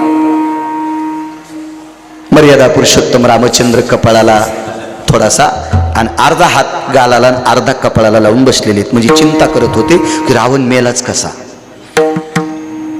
देवाला सुद्धा शंका होती माझ्या हातानं खरंच मरल का रावण. परेशान होते मर्यादा पुरुषोत्तम रामचंद्र. आणि आज तो मेलाय. डोक्याला हात लावला तेवढ्या अवकाशात पाठीमागून मंदोदरी आल्या. मला असं वाटतंय मर्यादा पुरुषोत्तम रामचंद्र ज्या दिशेने तोंड करून बसले असतील त्या दिशेने विरोधात सूर्य असावा. रविबुवा सूर्य विरोधात असावा. महाराज विरोधात असावा आणि बसलेले आहेत. आणि रामचंद्राकडे येत असताना सूर्य मंदोदरीच्या पाठीमागा असावा आणि प्रभू रामचंद्राच्या पाठीमागा असावा. रामचंद्र बसलेत उजव्या मांडीच्या बाजूला. मंदोदरीच्या शरीराची सावली पडली. मर्यादा पुरुषोत्तम रामचंद्राच्या बाजूला सावली पडली मंदोदरीची. आता पदर होता डोक्यावर, कारण ती जी साडी होती का तिला, त्या साडीला दुकानातूनच पदर होता. त्या साडीला दुकानातच पदर होता. म्हणजे पदर कापलेला नव्हता. म्हणजे याचा अर्थ ती पदर घेत होती असं रामायण सांगते, मी नाही. डोकं भरून घेतलेला पदर होता. आणि ती पदर घेतलेल्या एका स्त्रीची सावली मर्यादा पुरुषोत्तम रामचंद्रांच्या उजव्या मांडीच्या बाजूला, मांडीव सुद्धा नाही, मांडीच्या थोडीशी बाजूला सावली पडली. आणि गालाचा आणि अर्धा कपाळाला असा हात होता. तो हात खाली केला आणि त्या सावलीकडे बघितलं. महाराज ते रामचंद्र आहे. तो देव आहे, जगाचा बाप आहे. तो मर्यादा पुरुषोत्तम आहे. महाराज रामचंद्रांना पुरुषोत्तम हे नाव का? पृथ्वीवर जेवढे पुरुष आहेत का प्रकाश बुवा, या सगळ्या पुरुषातला उत्तम पुरुष कोण असेल तर ते रामचंद्र आहेत. म्हणून पुरुषोत्तम नाव पडलं रामचंद्र. पुरुषोत्तम, सर्व पुरुषातला उत्तम पुरुष राम. काय आचरणाची शैली असेल. आणि मांडीच्या बाजूला वाघदादा सावली पडली. काय रामाचं वागणं असेल माझ्या मालकाचं. कपाळाचा आणि गालाचा हात खाली काढला आणि बसल्या बसल्या टाके मामा त्या सावलीला लोटांगण घातलंय. त्या सावलीच्या बाजूला नाक घासलं प्रभू रामचंद्राने. मंदोदरी निघून गेली. मंदोदरीनं जाता जाता असा प्रणाम केला. खाली हात होते वरी केले, प्रणाम केला. बांगड्या वाजल्याबरोबर मागं पाहिलं. माय आपण? हो म्हणे मी आले. काय काम होतं आई साहेब? काही नाही म्हणले. जे काम घेऊन आलते का ते काम झालं. माझं काम झालं. बुवा ते रामचंद्र होते. ज्यानं बायको चोरून नेली त्याच्या बायकोला आई म्हणले. हे आई ग, हे आई, हे आई, काय काम घेऊन आलती सांग ना मला. प्रभू मला एकच विचारायचं होतं. एक काम होतं माझ्या मनात की माझ्या नवऱ्यापेक्षा तुमच्याकडे असं काय आगाव आहे जास्त आहे की जेणेकरून तुम्ही विजयी झालात आणि माझ्या नवऱ्याला मारलं. मग मला तर विचारलं नाही. काही विचारायची गरज नाही. मला कळालं म्हणे मला विचारायचं. मग काय माझ्याकडे शिल्लक? एकच तुमच्याकडे जास्त आहे. तुम्ही परस्त्रीचे सावली जरी पडली तरी नमस्कार करतात. परस्त्रीची सावली जरी दिसली तरी तुम्ही नमस्कार करतात. तर स्त्री दिसल्यावर किती आदर करतात. आणि हे माझ्या नवऱ्यापेक्षा तुमच्याकडे शिल्लक आहे. महाराज परस्त्रीला जगदंबा आणि देवी मानणारा जगाचा बाप आहे. म्हणून रावण संपला. रविवा किती आदर असेल मला सांगा वाघ महाराज. ज्याच्या अंतकरणात परस्त्रीच्या सावलीसाठी इतका आदर आहे तो त्या शिवेला पाय मारील का बुवा? कसा मारील पाय महाराज? पाय कसा मारील तो? आपण कधी कधी ऐकतो प्रभू रामचंद्र चालता चालता थकले बर का, आणि थकून त्या झाडाखाली एक दगड होता आणि त्या दगडावर बसले बर का, आणि मग दगड त्या आपट्यानं उडाला, प्रभू रामचंद्र खाली पडेन, दगडाची बाई झाली. असं वाचून सांगा जा, येड्यावानी सांगत जाऊ नको असं काही.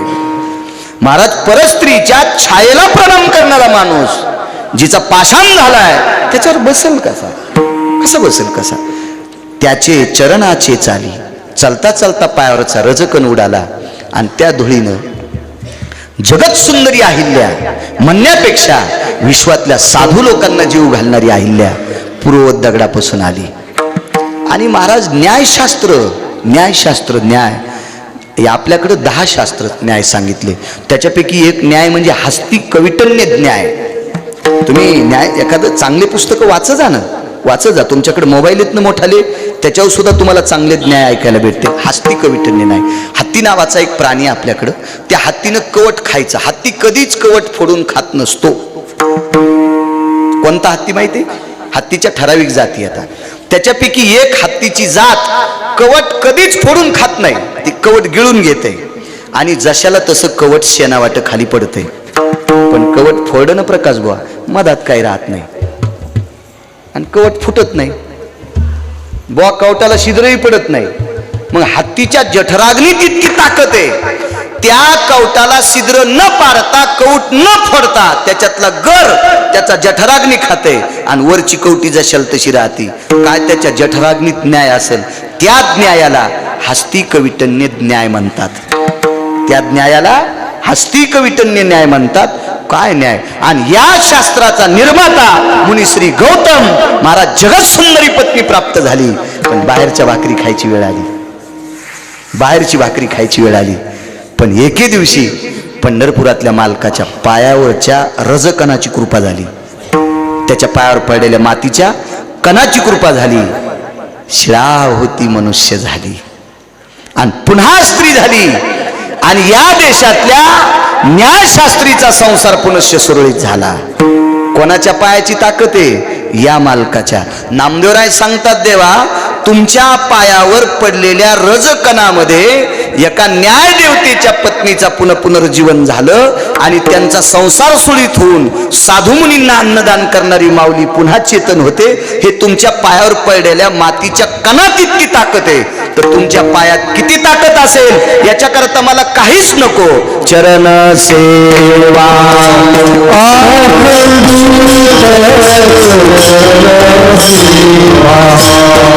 अखंडित चरणा सेवा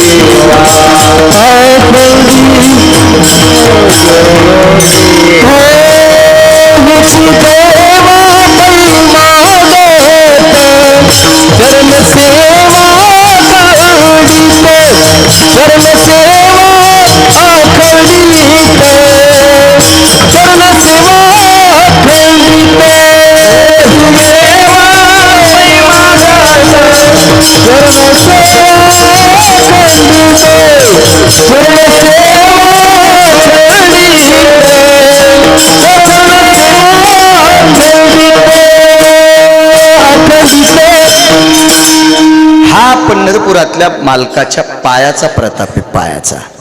पायाचा द्वापार युगातला एक प्रसंग बुवा. 8 लोक एकत्रित आले आणि 8 लोकांनी एका युद्धाचं थोडस अनुमान काढलं. या युद्धामध्ये कोण जिंकेल, कोण जिंकल, जय कोणाचा होईल या युद्धामध्ये. तर काही लोकांचं असं मत होतं की पांडवांच्या बाजूनं कृष्ण परमात्मा आहेत म्हणून पांडवांचा जय होईल.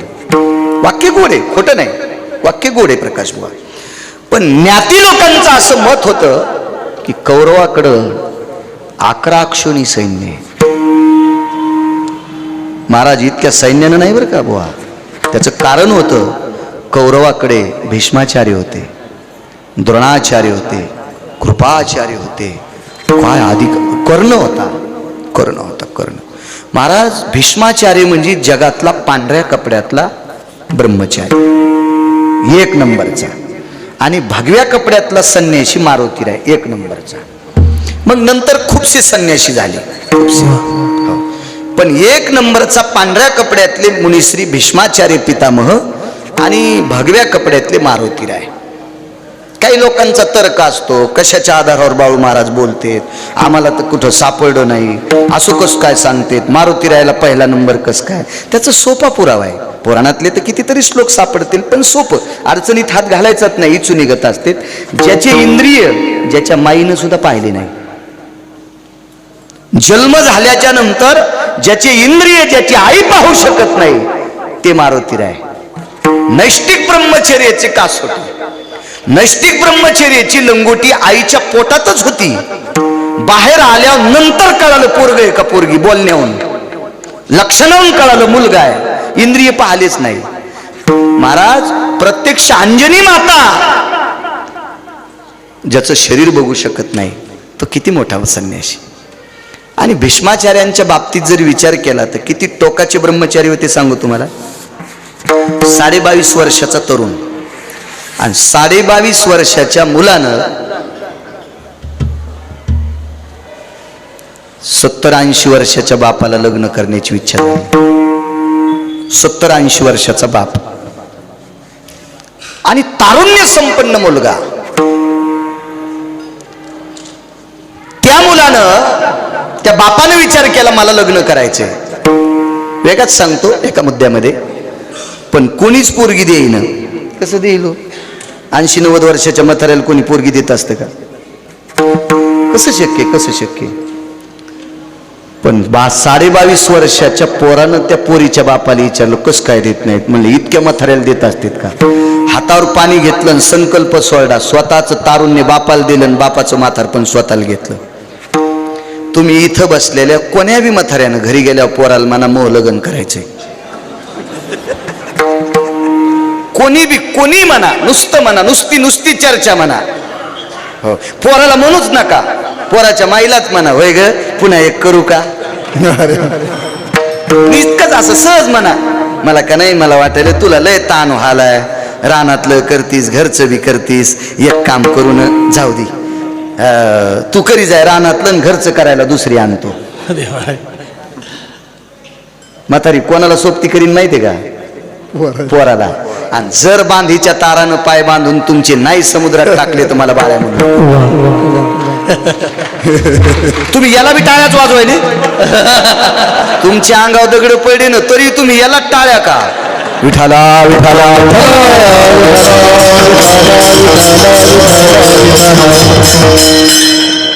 लग्न तर होणार नाही, खोटं आहे का? होणार नाही. पण म्हणलं तरी संसारित काहीच करणार. म्हणलं तरी ताकद असेल हो प्रकाश बुवा. स्वतःच तारुण्य जाळून टाकले आणि बापाचं लग्न लावून दिले. तो जगातला पांढऱ्या क्रमातला वस्त्रातला पहिला ब्रह्मचारी. हो, आणि तो ब्रह्मचारी भीष्मांकडे आहे, कौरवांकडे आहे.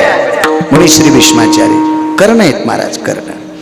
म्हणून काही लोकांचं असं मत होतं, कर्ण, द्रोणाचार्य आणि भीष्माचार्य पंढरपुरातल्या मालकाला मारणं सोपं नाही. मारणं सोपं नाही. पण मालक इतका चतुर आहे महाराज, इतका चतुर आहे. म्हणून तर चतुर लोकांचे पाय धरतात माणसं.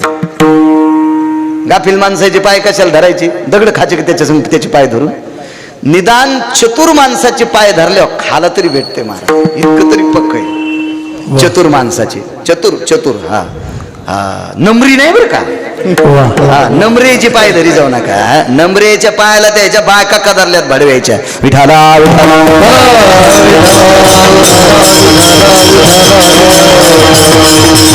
चतुर माणसाचे पाय धरले की काम होतं महाराज, काम होतं. तर जगातले सगळे चतुर कोणी जन्माला आणले? त्यानं. ते किती चतुर असेल? एक जण म्हणला जिल्ह्यात माझ्यासारखा चतुर कोण नाही. मग सोमळ्या, तू जिल्ह्यात जरी एक नंबरचा चतुर आहे तर तुला जन्मानं घालणारा किती चतुर असेल कल्पना करा. एक जण म्हणला पठ्ठ्यासारखा गुंडच कोणी नाही. मग तुझ्यासारखा गुंड कोण नाही तर तुझ्यासारख्या गुंडाला जन्माला आणणारा तो किती नंबरचा गुंड असेल? रावण एक नंबरचा गुंड होता. तर रावणाला दुपारी 2 वाजून ज्यानं आपटो हाणले ते किती नंबरचा गुंड असेल? महाराज, याच्यासारखा गुंड जगात कोणी नाही. या मालकासारखा चतुर जगात कोणी नाही आणि या मालकासारखा उदारही जगात कोणी नाही. आपल्या गुंडागिऱ्या घरीच दाबी जा. या गुंडाच्या नादीत लागू नका. तुम्हाला नादीत लागायचं असेल तर फक्त त्याच्या पायावर डोकं ठेवा. त्याचे पायी घाला मिठी मोलने घे जग जेती, भावा एकासाठी खांदावा हे आपुल्या, त्याच्या रे पायी घाला मिठी. श्रद्धेनं त्याच्या पायावर डोकं ठेवा. काही मागत नाही ते. मोलने घे जग जेती. ते पैसे सुद्धा मागत नाही, कारण पैशाची मालकीन त्याच्या डाव्या हाताला आहे. वामांगी रखुमाई दिश दिव्य शोभा. पैसे सुद्धा मागत नाही ते. श्रद्धेनं इतकी त्याच्या पायात ताकद. चला, सगळ्यांनी विचार केला करायचंय कसं आता?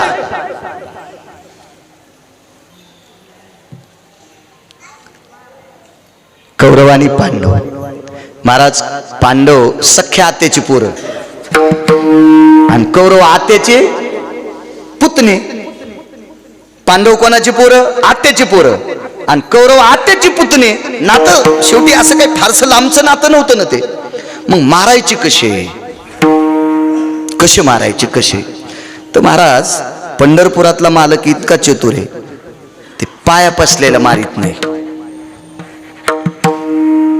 शरणांगता वज्र पंजरू, शरण आला त्याच्या डोक्यावर असं कवच ठेवतंय की जगातली कुठलीच शक्ती ते कवच फोडू शकत नाही.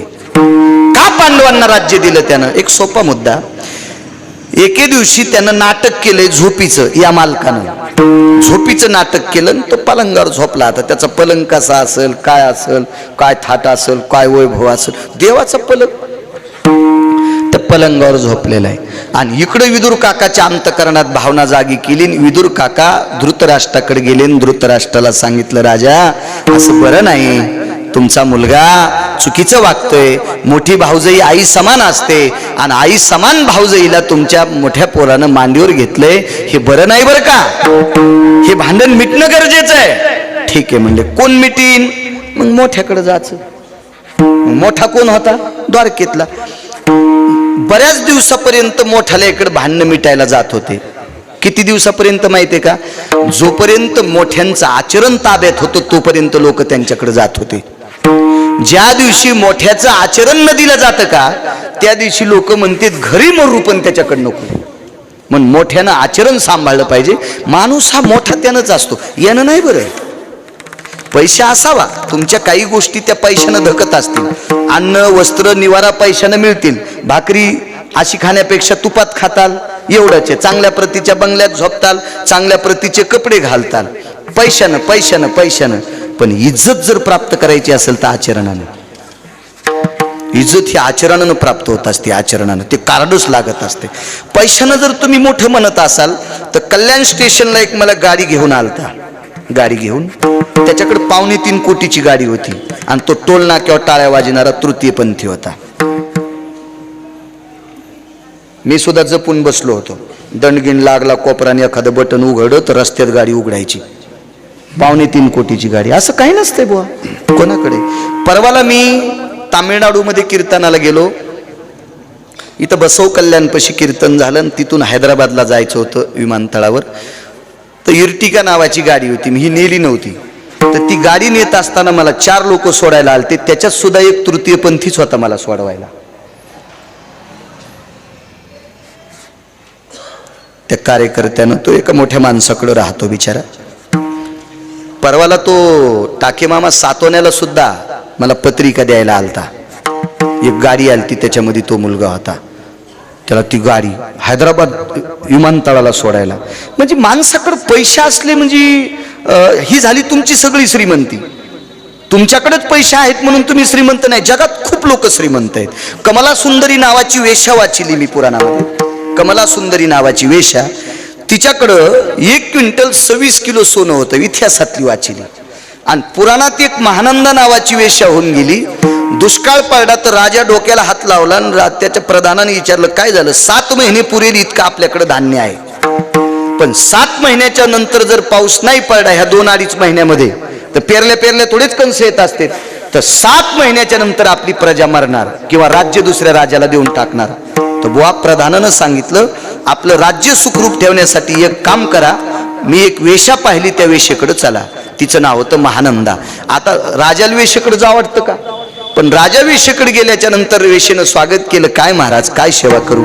काही नाही, आमच्याकडे 7 महिने पुरेल इतकं धान्य आहे आणि जर दुष्काळ वाढत गेला तर जनता कशी जगेल? ती म्हणली ते हौदात सोनं आहे, तितकं काढून घेऊन जा. 3.5 वर्षे त्या हौदात तुमची प्रजा जगती. अशी तुझ्याकडे हौद किती येतं? राजानं प्रश्न केला. तर ती म्हणली असे 100-200 दुष्काळ पडले तरी 5-6 हौदात धकत आहे. तरी तिने बाकीचे सांगितलेत नाही. तरी तिने बाकीचे हौद सांगितलेत नाही. कोण होती माहिती? ती वेश्या. बाई ती खुरपायला गेली असेल का? तिने तुरी कापल्या असतील का? सोयाबीन कापायला गेली असेल का? तिने कापसं येचले असतील का? तिने ऊस तोडला असेल का? हा, तिने कधी स्वतःसाठी तरी भाकरी केल्या असतील का? मग या देशातली वेश्या तरी किती सुंदर बघा, कल्पना करा. पण तिला नाव काय पडलं शेवटी? वेश्या. हा चला, ती पुढे चांगली वागली, ती विमानात बसून गेली, तो पुढचा भाग. पण अलीकडचा भाग तिला किंमत असेल का? शेवटी तिला काय म्हणत असतील? वेश्या. माणूस हा पैशानं श्रीमंत नाही. पैशानं या 3 गोष्टी प्राप्त होत्यात: निवारा, वस्त्र आणि भाकरी. इज्जत पैशाने मिळत नसती. इज्जतीसाठी आचरण लागते. आचरण आचरण आचरण आचरण लागते. ठीक आहे, पैशामुळे एखाद्या सप्ताहात पंगत करताल, पैशामुळे एखाद्या सप्ताहामध्ये पंगत करताल, पण पंक्ती करणाऱ्यानं आमक्याच्या घरी डाका टाकून पैसे आणलेत असं कळाल्यावर खाणाऱ्याला पण मळमळ होते. तुमच्या श्रीमंतीकडे पण लक्ष असतं प्रकाश बुवा. तुम्ही कमवलेल्या पैशाकडे पण लोकांचं लक्ष असतं. कुठून आले, काय आले, त्याच्यानुसार तुमच्या प्रतिष्ठेचे सूत्र मानले जातात. याच्यानंतर महाराज पांडवही थोडेफार श्रीमंत होते, निदान राज्यात राहता येत होतं. आणि कौरव तर प्रचंड श्रीमंत होते, तरी पंढरपुरातला मालक झोपड्यात राहणाऱ्या विदुराकडे जात होता. कारण विदुराचं आचरण इतकं मोठं होतं की दोघेही त्या आचरणाची बरोबरी करू शकत नव्हते. कारण गरीब जरी माणूस असेल ना, त्याचं आचरण जर गोड असेल तर माणसं त्याच्याकडे धाव घेत असतात. त्याच्या स्वभावाची मर्यादा असते. चला, नाटक केलं. विदुर काकानं सांगितलं, चरण सेवा अखंडित पंढरपुरातल्या मालकाच्या पायात किती ताकद आहे. आणि जा म्हणले, बरोबर नाही वागणे, मिटवायला मोठ्याकडे जायचं. जोपर्यंत मोठ्याचं आचरण गोड आहे तोपर्यंत मोठ्याला किंमत असते. इथपर्यंत सांगतोय तुम्हाला. आमचं कीर्तन किती दिवस ऐकणार बाळू महाराजाचं? जोपर्यंत काही चूक करत नाही तोपर्यंत. नियतीला आवडणार नाही अशी चूक ज्या दिवशी बाळू महाराजाकडे घडेल त्या दिवशी कुठलाही सात्विक माणूस कीर्तन ऐकणार नाही. नालायक तो कोणाला डोक्यावर घेतात घडे, त्याचा काही विषय नाही. या राज्यामध्ये 2% हरामखोराकडे असे चुकीचे पैसे आलेत म्हणून त्या भडव्यांनी आचरण भ्रष्ट लोक सुद्धा डोक्यावर घेतले. विठाला विठाला.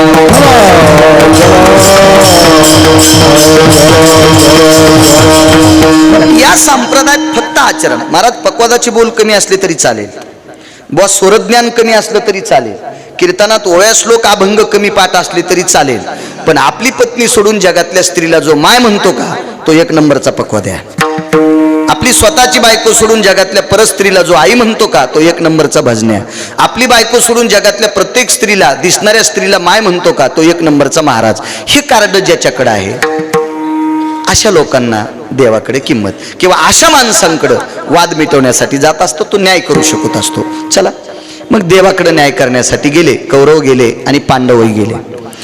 पण कौरव पांडव गेल्याच्या नंतर या दोघातला एक प्रतिनिधी पुढे आला. कौरवातला एक प्रतिनिधी दुर्योधन पुढे आला आणि पांडवातले अर्जुन पुढे आले. अगोदर दुर्योधन पुढे गेला, राजाचा पुत्र आहे. अर्जुनाला बाजूला सरकविलं आणि पुढे गेला. पुढे गेल्याच्या नंतर देव झोपलेले तर दुर्योधनाला वाटलं पायाकून जागा भरपूर आहे, आपण पलंगावर बसावा. पण बसता बसता दुर्योधन पुन्हा उठला आणि उठल्याच्या नंतर दुर्योधन देवाच्या उशाला बसला. आता त्याला पांघरुणातून दिसत नाही का?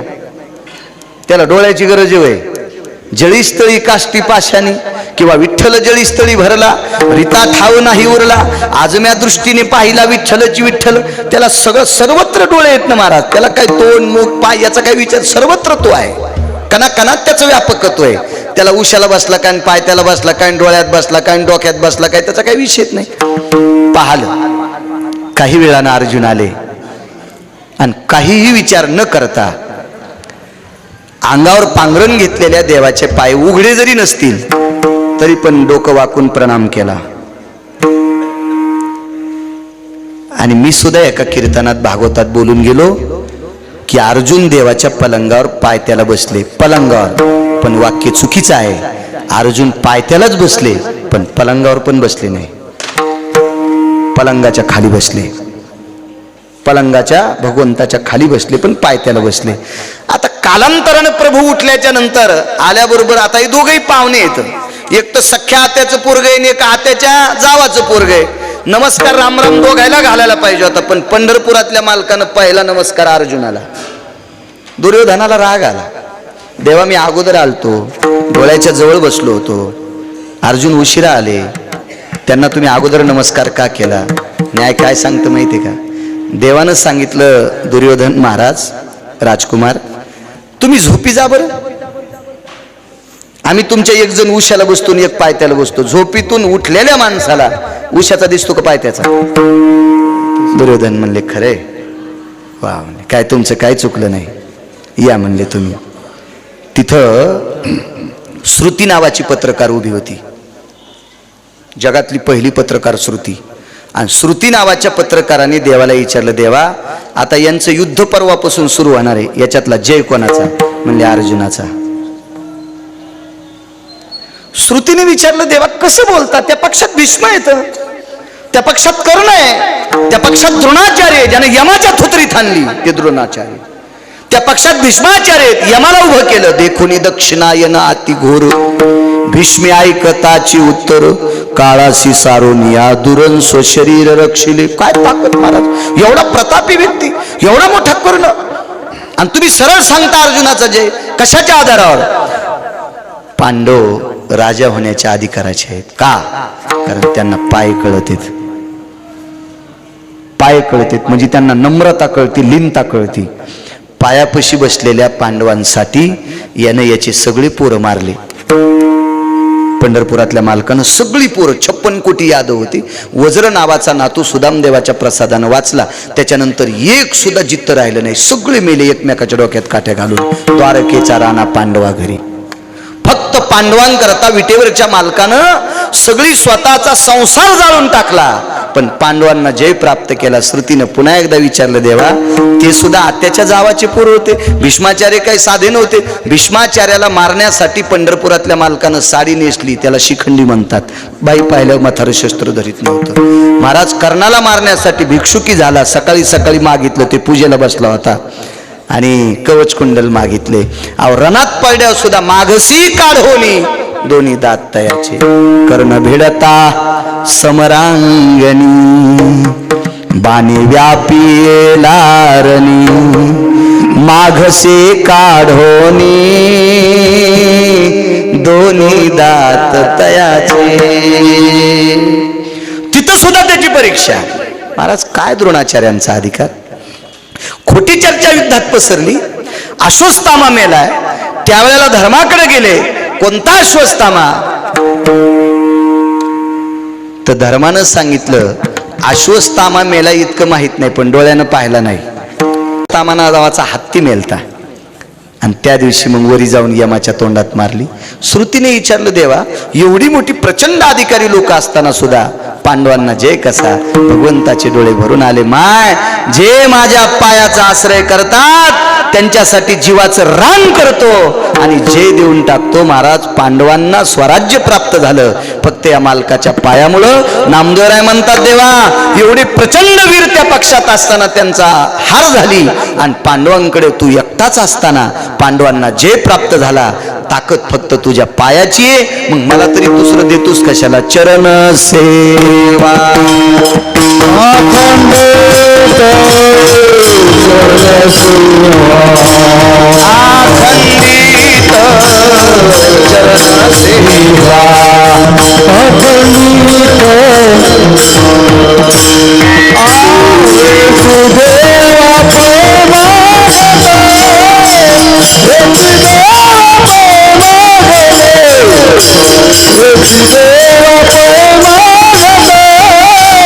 वासुदेवा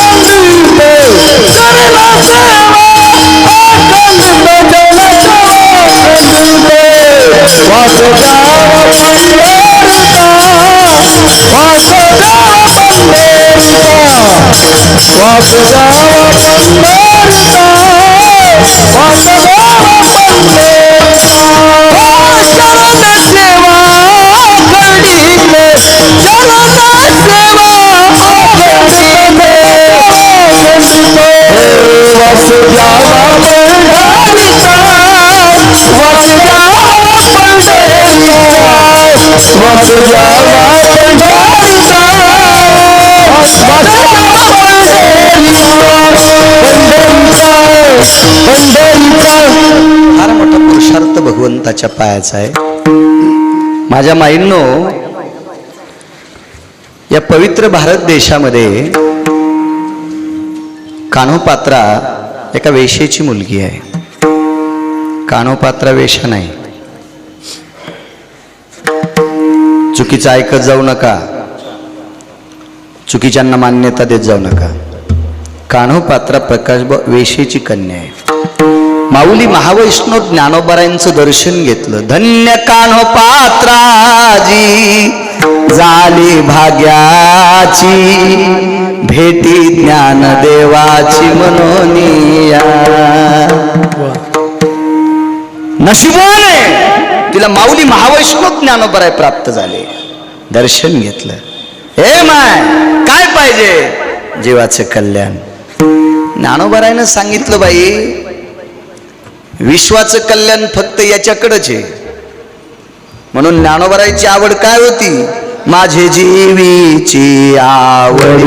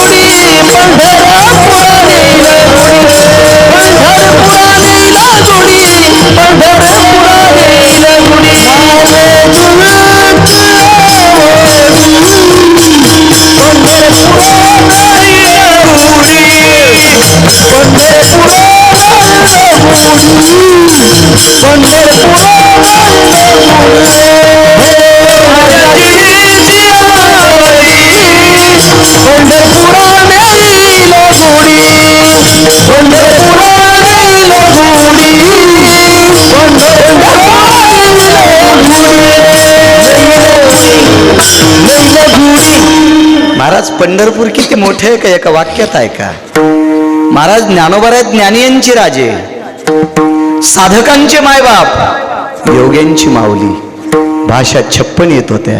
ज्ञानोबरायच्या मुखारविंदातून पडलेल्या ओव्या, त्या अक्षरे नवती देखा ब्रह्म साम्राज्य दीपिका.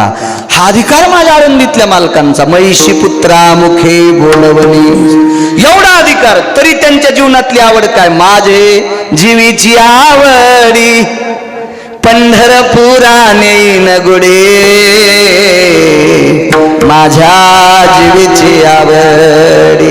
मी पंढरपूरला जाईल, ही आवड. म्हणून माऊली महावैष्णव ज्ञानोबरायने तिला सांगितलं, बाय एकदा त्याचे पाय पाय. आणि ती कान्होपात्रा वेशीची मुलगी होती. आवडंबरीचं नृत्य करणाऱ्या बाईची मुलगी होती. ती पंढरपूरला आली, विटेवरच्या मालकाचे पूर्ण रूप पाहिलं आणि पाय बघून डोळे झाकले, पायावर देह ठेवून दिला. किती मोठी झाली सांगू तुम्हाला. आता जगातला कोणता जरी महाराज मेला तर मंदिरात समाधी होणार नाही. कशी होईल? नाही होऊ शकत, नाही होऊ शकत. आणि जरी कोणी केली तर पंढरपुरातला मालक अनुमती देणार नाही. पण या देशातल्या नृत्य करणाऱ्या बाईची पोरगी सुद्धा तिची समाधी मंदिरात देवाच्या उजव्या हाताला, जगाची मालकीन विश्वाची मालकीन डाव्या हाताला, वामांगिर खुमाई. आणि कान्होपात्र आई साहेब उजव्या हाताला. दंडक काय माझ्या माईंनो माहिती तुम्हाला?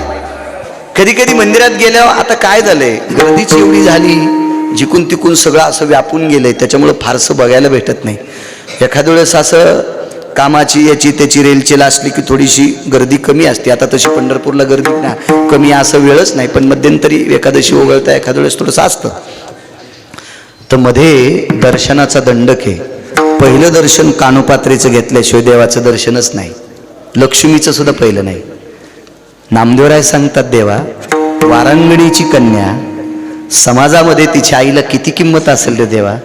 आणि एवढ्या अवस्थेत जन्माला आलेली मुलगी, तू स्वतःच्या दर्शनाचा मान देवा तुम्ही तुमच्या, तू शब्द चुकून गेला, देवा तुम्ही तुमच्या दर्शनाचा मान, लक्ष्मीच्या दर्शनाचा मान तिला देऊन टाकलाय. असं तिनं पुण्यच कोणतं केलं? भगवंतानं सांगितलं तिनं काय पुण्य केलंय माझ्याकडे तराजू नाही, पण तिच्या जवळचं जे एक पुण्य आहे का, तिनं शेवटच्या श्वासापर्यंत 8वीनं पाय, हो कारण तिनं माझ्या पायाचा आठव करता करता प्राण सोडलेत. तिचं इतकं पुण्य झालंय की ते पुण्य मला फेडताच येत नाही. ब्रह्मांडाचा धनी, ब्रह्मांडाचा धनी, ब्रह्मांडाचा धनी, ब्रह्मांडाचा धनी, तो संती केला ऋणी, तो संती केला ऋणी, संती केला ऋणी, तो संती केला ऋणी,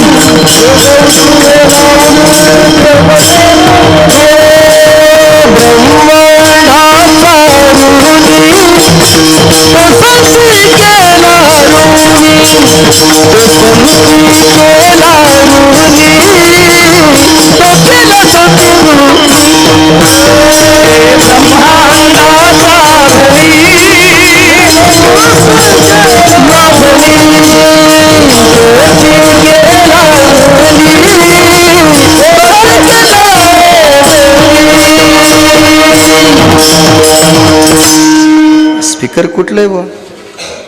स्पीकर इथलंच. वा, गोड साऊंड सिस्टीम छान. ब्रह्मांडाचा धनी तो संती केला ऋणी. या मालकावर कर्ज कोणाचं माहिती राही बुवा? फक्त संतांचं. ते उतरतच नाही.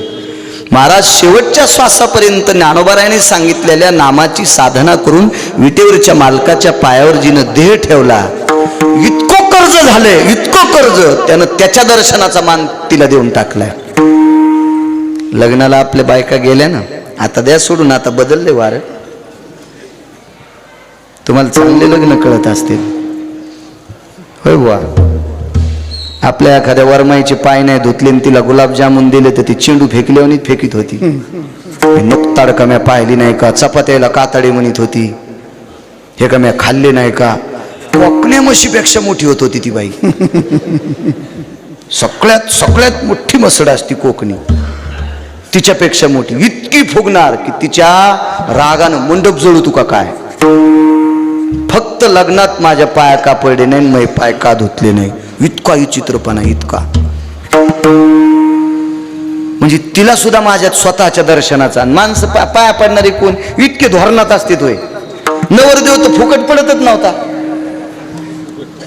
फुकट पाया पडत होता होय नवरदेव. नवरी कुठे फुकट पडत होती, काहीतरी देवात लागत होतं ना, देवात लागत होतं. आपले पाय तरी इतके मोठे आहेत का, तरी आपल्याला आपल्या दर्शनाचा मान द्यावा वाटत नाही. महाराज त्याच्या पायाच्या कृपेने विश्व चालतंय आणि त्यानं त्याच्या दर्शनाचा मान वेश्येच्या मुलीला देऊन टाकलाय. नामदेवराय म्हणले, देवा तुझे पाय धरल्याच्या नंतर वेश्येला जर इतकं उंच, बरं किती दिवस पाया पडायचं माहिती का तुम्हाला?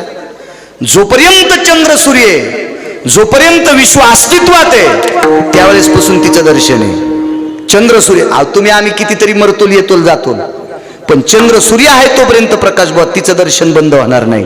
कारण ती इतकी पवित्र झाली, इतकी पवित्र झाली की पवित्र भगवंताचे पाय पाहता पाहता ती मृत्यू पावली. नामदेवराय सांगतात, देवा वेश्येच्या मुलीला तुझे पाय जर इतके पवित्र करत असतील तर वेश्येला पवित्र करण्याचे पाय, वेश्येच्या मुलीला पवित्र करण्याचे पाय जर इतके तुझे पाय पवित्र आहेत, मग मला तरी दुसरं देतोस कशाला. चरण से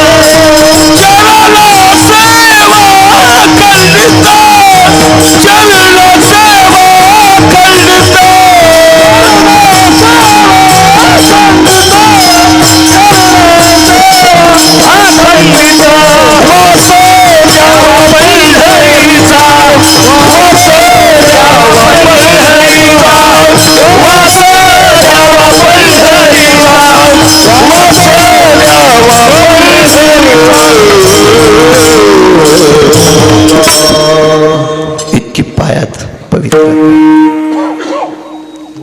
सूर्याचा सारथी अरुण आहे. जास्त वेळ घेणार नाही. आज अन्नदात्याचा सत्कार करा महाराज, ज्यांनी या पवित्र तीर्थावर आपलं द्रव्य खर्च केले, 4 पात्र उठवले, अशा सद्ग्रस्त दात्यांचा जे हजर असतील त्यांचा सत्कार करा. सकाळी सुद्धा मीच कीर्तन करणार आहे. कीर्तन देवाचे पण मी करेल. अरुणाला शाप लागला. अरुण सूर्याचा सारथी रवी बुवा, सारथी प्रकाश बुवा. भागवतात गोडसं वर्णन आलं त्याचं.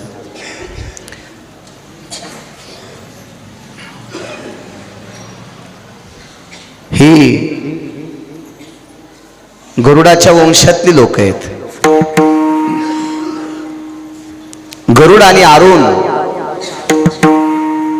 हे सख्खे भाऊ आहेत. आणि अरुणाचा भाऊ पंढरपुरातल्या मालकाचं वाहन आहे. पंढरपुरातल्या मालकाचं वाहन आहे गरुड. गरुडाच्या पुढे कान धरून नाचल्याशिवाय पंढरपुरातला मालकच भेटत नाही. एवढा मोठा प्रताप, एवढी मोठी शक्ती त्या गरुडांकडे आहे. आणि अरुणानं काम एक, त्यांच्या आईने एक चूक केली, त्याच्यामुळे अरुणाचं अर्धावट शरीर होतं. सूर्याचा सारथी आहे, पण एक शब्द आईला बोलला, त्याच्यामुळे त्याला कलंक लागला, पाप लागला. हे पाप धुवायचं कशानं? आता खूप प्रयत्न केले पण पाप संपत नव्हतं. एका व्यक्तीनं सांगितलं, तुम्ही पंढरपुरातल्या मालकाचे पाय पाहिले की तुमचं पाप संपल. सूर्यनारायणाला विनंती केली, शरीर पक्षाचं आहे, मला मानवी द्या. पण अर्धावट असल्यामुळं तथास्तु म्हणल्याबरोबर माणूस झाले, पण बिना हातापायाचे झाले. माणूस झाले पण हात नाही, पाय नाही. त्या व्यक्तीचं नाव आहे कुर्मदास. लहुळला समाधी आहे, 7-8 किलोमीटरवर इथं लहुळ. कधी कधी पंचकृषीतल्या देवता सुद्धा पाहत जा. समर्थ सद्गुरू सावता महाराजांचं दर्शन घेत जा. समर्थ सद्गुरू कुर्मदासांचं दर्शन घेत जा. परिसर फार गोड आहे. इथं आल्यावर 2 टाइम टप्पू हाणायचा, नाश्ता हाणायचा, 7-8 बऱ्या चहा घ्यायचा, काय पुढच्या चर्या असतील त्या करायच्या. इतकंच नाही, इथं विष्णुपद आहे. कधी तिथं जात जा. चोखोबरायचं अधिष्ठान आहे. मंगळवेढा कधी कधी बघत जा. एखाद्या दिवशी सकाळी लवकर नाश्ता करून मंगळवेढा पाहून या. कारण ज्या मंगळवेढ्यातल्या मालकाने स्वर्गातल्या देवांचं अमृत शुद्ध केलं आणि त्यांना जीव घातलं, ही चोखोबरायांची ख्याती आहे. एवढा पवित्र आहे तो मंगळवेढा. बघा जा विष्णुपद.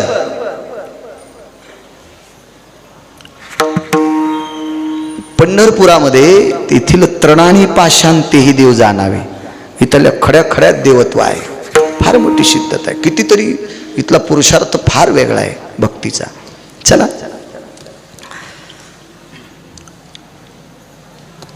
आपण ज्या तीर्थाला जातो का तिथलं महात्म्य पाठ करून गेलं पाहिजे. आता पुंडलिकरायाच्या समोर नशिबवान आहात तुम्ही.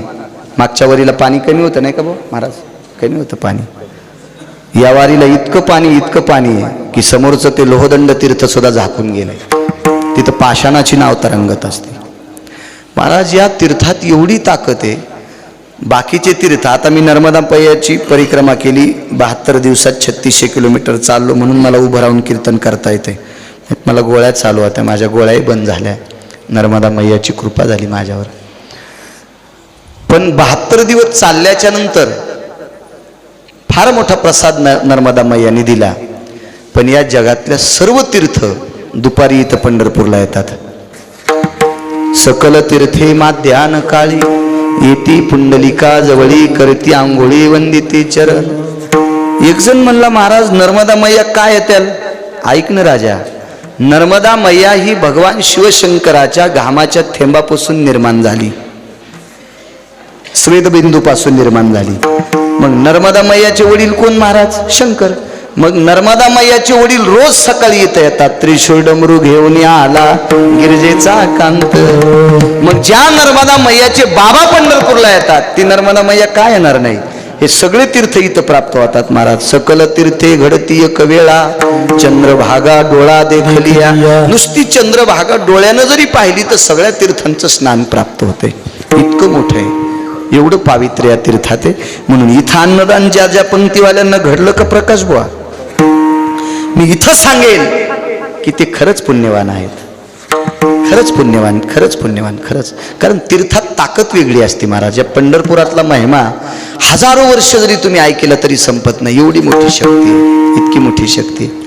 महाराज पंढरपुरात अन्नदान केल्यावर पुण्य मिळतंय असं संतांनी सांगावा, पण पंढरपुरातल्या मालकाला अन्नदानच घडणं, या मालकाला कुठं अन्नदान घडायला, हे सगळे तुम्हीच पंक्ती करायलेत. मग प्रकाश बुवा त्याला अन्नदान घडणं ना, त्यानं किती वेळेस अन्नदान केलंय त्याच्यातलं रविवार दोनदाचं सांगतो. एकदा नामदेवराय आणि माऊली महावैष्णव ज्ञानोबा तीर्थयात्रा करायला गेले, तर तीर्थयात्रा करून आल्यावर माऊंद केलतं का, ते पंढरपुरातल्या मालकानंच केलतं, मालकानंच केलतं. आणि अजून तुम्हाला काही माहित असेल त्याच्यापैकी मी एक सांगतो, पुन्हा जास्त नाही सांगणार, दोनच सांगतो.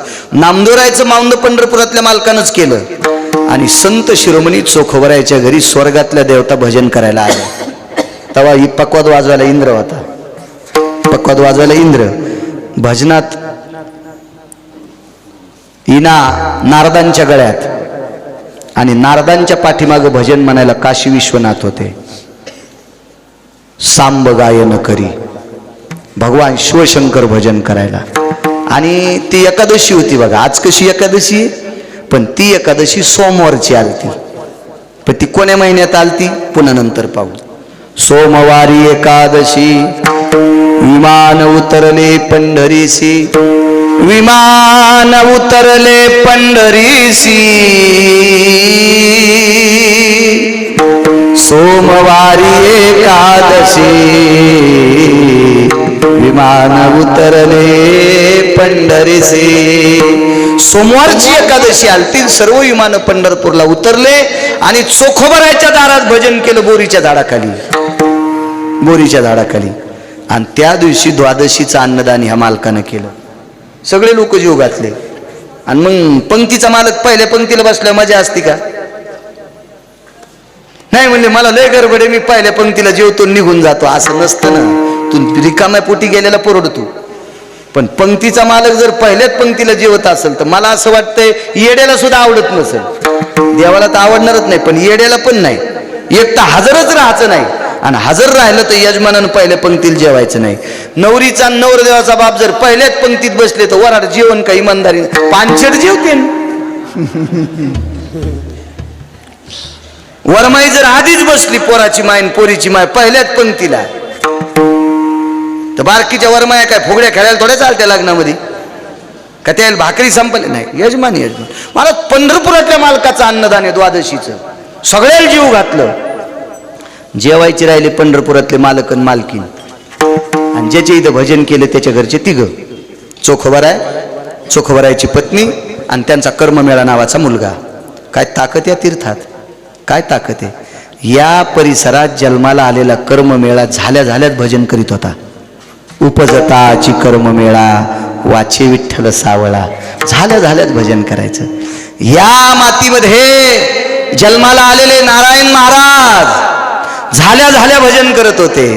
जनी मने नाम देवा,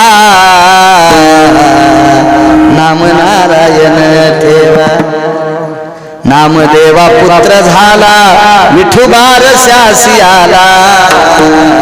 बारसं होतं नामदेवरायच्या मुलाचं. नाव काय ठेवायचं, जनी मने नामदेवा, नाम नारायण ठेवा, नाम नारायण ठेवा.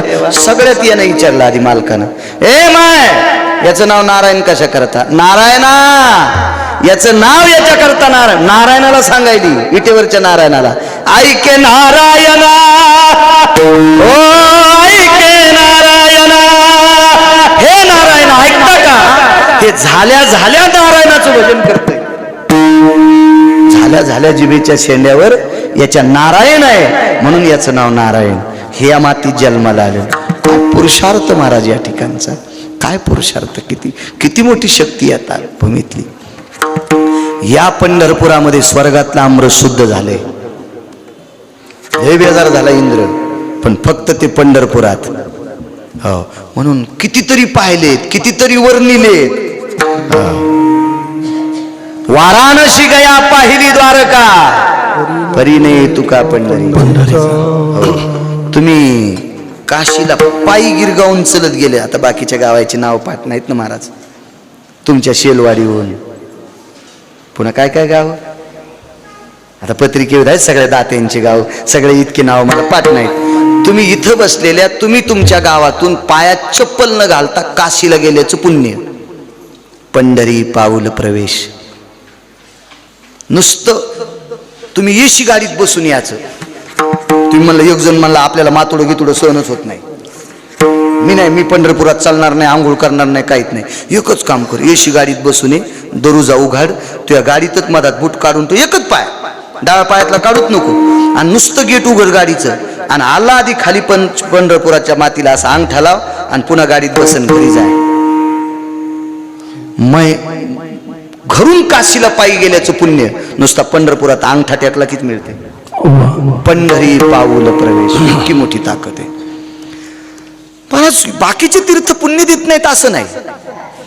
काशीत मरावं लागते. मोक्ष देवोनी उदार काशी होय कीर, परिवेचे लागे शरीर ते गावी. हिमवंत दोष खाय परिजीवित्वाची हानी होय. गंगा पाप खाते पण बुडावं लागतंय. नम्रताची लाहिजे रोकडाची मोक्ष. याच्या पलीकडे तुका म्हणे मोक्ष देखिल्या कळस. वास द्यावा पंढरीचा, याच्याकरता पंढरपुरात वास पाहिजे. कुर्मदास आहेत, हातपाय नाही, निघाले कसं चालता येईल. लोटांगण घेत घेत घेत चालले. वाशिम जिल्ह्यामध्ये हे देशमुख लोटांगणे बाबा होऊन गेले.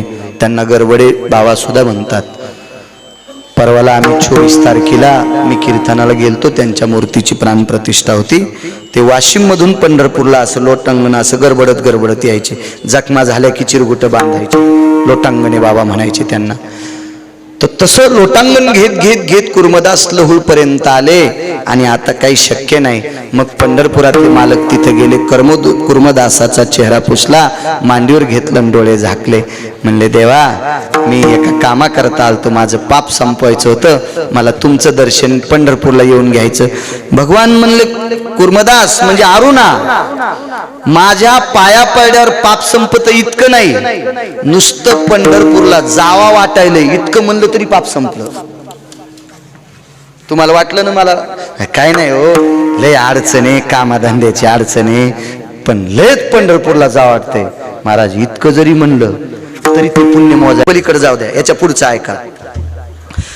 पंढरपूरला निघणाऱ्या माणसाची पडशी मंदिरा लोक आणत होते. काही माणसं कळतंय, लहानपणचं सगळं मारुतीच्या मंदिरापासून पडशी नाही घेता आली तो वाट लावायला जात होते. मालक एक अभंगात सांग, असू द्या ते घरी गेल्या वाचा तो अभंग. पंढरपूरला जाणाऱ्या माणसाला मंदिरापर्यंत वाट लावायला येणाऱ्या माणसाचं पुण्य इतकं मोठं आहे की तेही ब्रह्मदेवाला मोजता येत नाही. येऊच नका पंढरपूरला, पण जो पंढरपूरला चाललाय का फक्त त्याला मंदिरापर्यंत वाट लावायला जा, ते सुद्धा पुण्य मोजता येत नाही. तर पंढरपुरात आल्यावर किती पुण्य होईल मला सांगता येतो. गिरगावच्या बाळ्याला इतका मोठा प्रकाश बुवा, रवी बुवा, एवढा मोठा या पंढरपुराचं महत्व आहे. देवानं सांगितलं, अरुणा तुला एक फारसं पाप लागलं होतं, पाप माझं दर्शन घेतल्यावर जाणार होतं असं तुला मोठ्यांनी सांगितलंय. पण ज्या दिवशी तू पंढरपूरचा रस्ता धरला त्याच दिवशी पाप धरिता पंढरीची वाट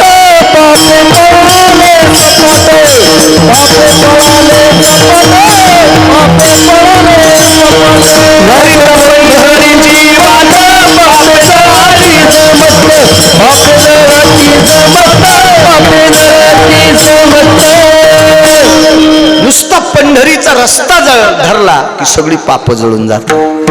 महाराज हारुणाचा पुरुषार्थ आहे. म्हणून वास द्यावा पंढरीचा, चरण सेवा खंडित. देवा तुमच्या पायाची सेवा याच्या करता द्या.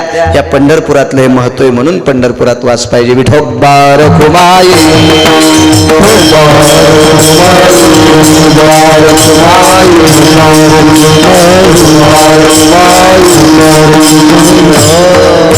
गोड अशी सुरेल साऊंड सिस्टीम एखाद्या फार अशा 10-10, 5-5 हजार लोकांच्या माणसाच्या सप्तात पण कधी कधी अडचण असते साऊंड सिस्टीमला. इतका सुरेल आवाज दिला तुम्हाला. मृदंगाचार्यांचं काय नाव आहे प्रकाश भाऊ? स्वप्नील महाराज आहेत, ज्यांनी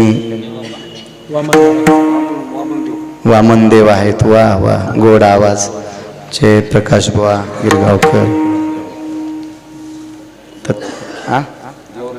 गेवराईकर मंडळी, फकरू महाराज, आमचे हरिभक्तीपरायण राम महाराज, आमचे बबनराव महाराज आदी करून मस्तक माझा पायावरी या वारेकरी संतांच्या. आणि आमच्या हरिभक्तीपरायण प्रकाशजी महाराज शेलवाडीकरावर प्रेम करणारा हा गोड सवर्ग आहे.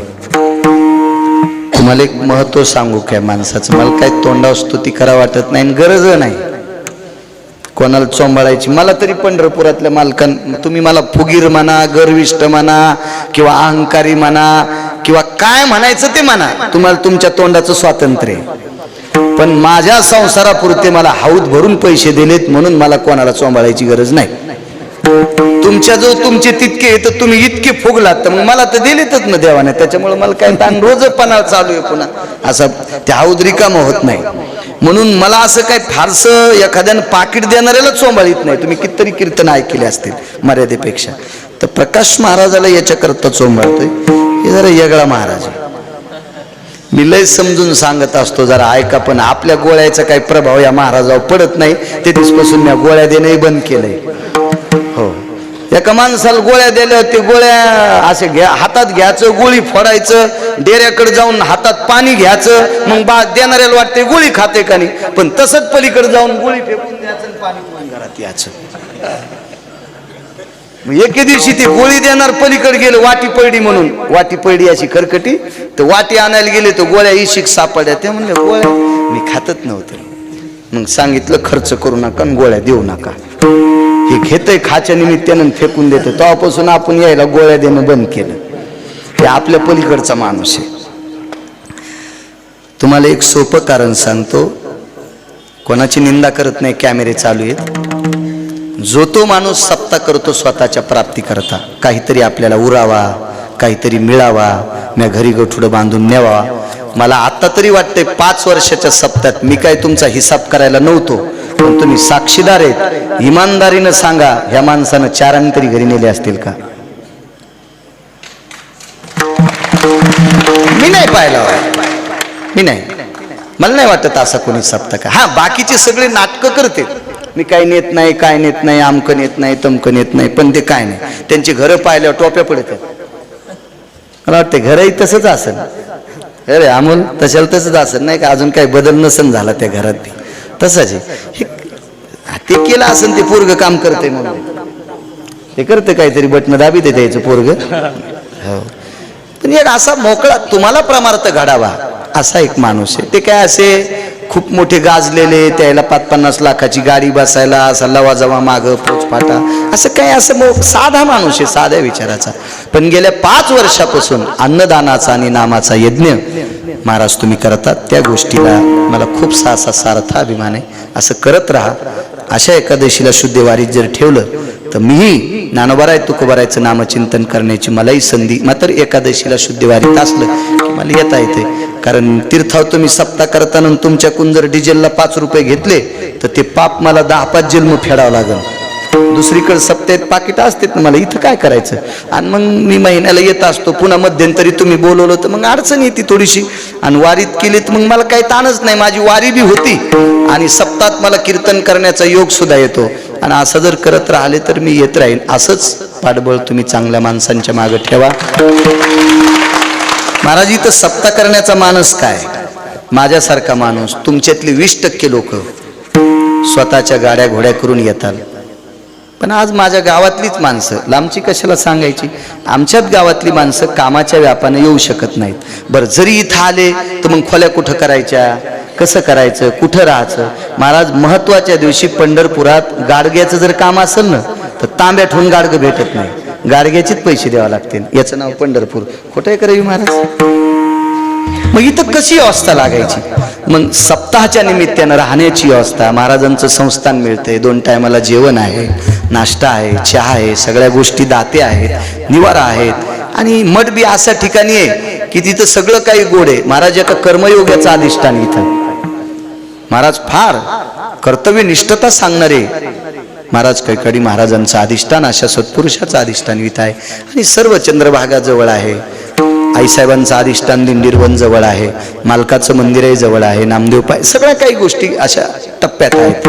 सर्वसामान्य एखाद्या माऊलीला चुकलं नुसतं नाव विचारलं तर पटकन कोणी रस्ता दाखविला असं ठिकाण आहे. आणि महाराज तुमच्यामुळं जाऊ दे 20% माझा आकडा कमी करतो, 80% लोकांना येता येईल, पण 20% असा वर्ग आहे की ते सुविधेशिवाय येता येत नाही. आणि त्या 20% लोकांना तुम्ही तुमच्या सानिध्यात असलेले अन्नदाते, सगळ्यांची नाव पत्रिकेवर आहेत, आता सत्कार होतीलच, काय काय अन्नदाते आहेत, कोणी कशाचं दान करणारे, या समर्थ लोकांमुळं महाराज तुमची कल्पना पूर्ण होते. आणि त्यांच्यामुळे 20% सात्विक म्हणजे सोय नसलेल्या, ज्यांना शक्य नाही अशा लोकांना सुद्धा चंद्रभागेचं स्नान आणि विटेवरच्या मालकाच्या दरबारात येता येते.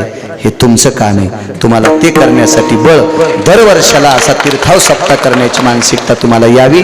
आणि या सर्व कार्यकर्त्यांनी अशा लोकांना, कारण मी जरी सप्ताह केला ना, आता काय कॅमेरे चालू आहेत, मग दुकान लावता ना तुम्ही, हो, मी जर इमानदारीनं सप्ताह केला तर एखादा कोट घरी नाही, गळ्यात शपथ खोटं नाही. हो, मी तर तसं असं फिरून करायला पाहिजे. मी काय लहान लहान काशी फळं पाहिन का? एक शिजिलं की 100-200 माणसं जेवतील असेच काशी फळं पाहिन का? नाही दादा, मी बारकाले थोडेच पाहिन, तुमच्यासारखे वाटकनाला लाईन त्या सप्त्यामध्ये, आहे का नाही? हो दादा, तुम्हाला आज 5 लाखाची पंगत करावंच लागते. बरं महाराज, गपचिक हो म्हणणार म्हातार, फक्त गिरगावकरांना म्हणावं, हो गिरगावकरांना म्हणावं 10 लाखासाठी तयार, हो तरी तुम्हालाही मदत करते, तुमची ताकद मोठी आहे. अशी मी केवढाले दादा पाहिन 100-200, पण नकोय मला ते नाही करायचं. मला तुमचा पुरुषार्थ परमार्थ करायचा आवडतोय. आणि निष्कलंक परमार्थ करता, इथं काही प्राप्ती न ठेवता तुम्ही सप्ताह करता, त्याच्यामुळं सर्वसामान्य जनता तुमच्या पाठीमागे असंच पुण्यपदरात पाडा. आणि ते बळ तुम्हाला विटेवरच्या मालकानं देव, माझ्या ज्ञानोबाराय तुकोबारायने देव. पवित्र हरिदिनीच्या महिन्याच्या वारीच्या गोडशा शुभेच्छा तुम्हाला देतो. माझ्या विटेवरच्या मालकाची गोडशे आशीर्वादाची किरण तुमच्यावर पडावा अशी मालकाच्या चरणी प्रार्थना करतो. सर्व दात्यांना ही भजन म्हणणारी काही मंडळी आहे, काही अपेक्षा न ठेवता इथे येतात. कीर्तन करणारी काही मंडळी आहेत, मृदंग वाजणारी काही मंडळी आहेत, सगळं काही येतात. खरं तर महाराज सुद्धा माफक दरामध्ये मठ देतात. खरं तर महाराज पण तुम्हाला अशी फारशी लुचालुचीची अपेक्षा करत नाही. अशा गोड पद्धतीत दरवर्षी, आता खरं तर महिन्याच्या वारीला त्यांच्याकडे येणारी वारकरी असतात, तरी पण महाराजांचं मत त्यांनी मानलं. रवी महाराज असतील, नागनाथ बाबा असतील, ते मोठ्या श्रद्धेनं तुम्हाला हे ठिकाण देऊन टाकतात. प्रकाश महाराज, त्यांची सुद्धा आपल्यावर कृपा आहे. पुनश्च सर्व वारकऱ्यांना प्रणाम करतो. माझ्या वाणीला विराम देतो. ज्ञानेश्वर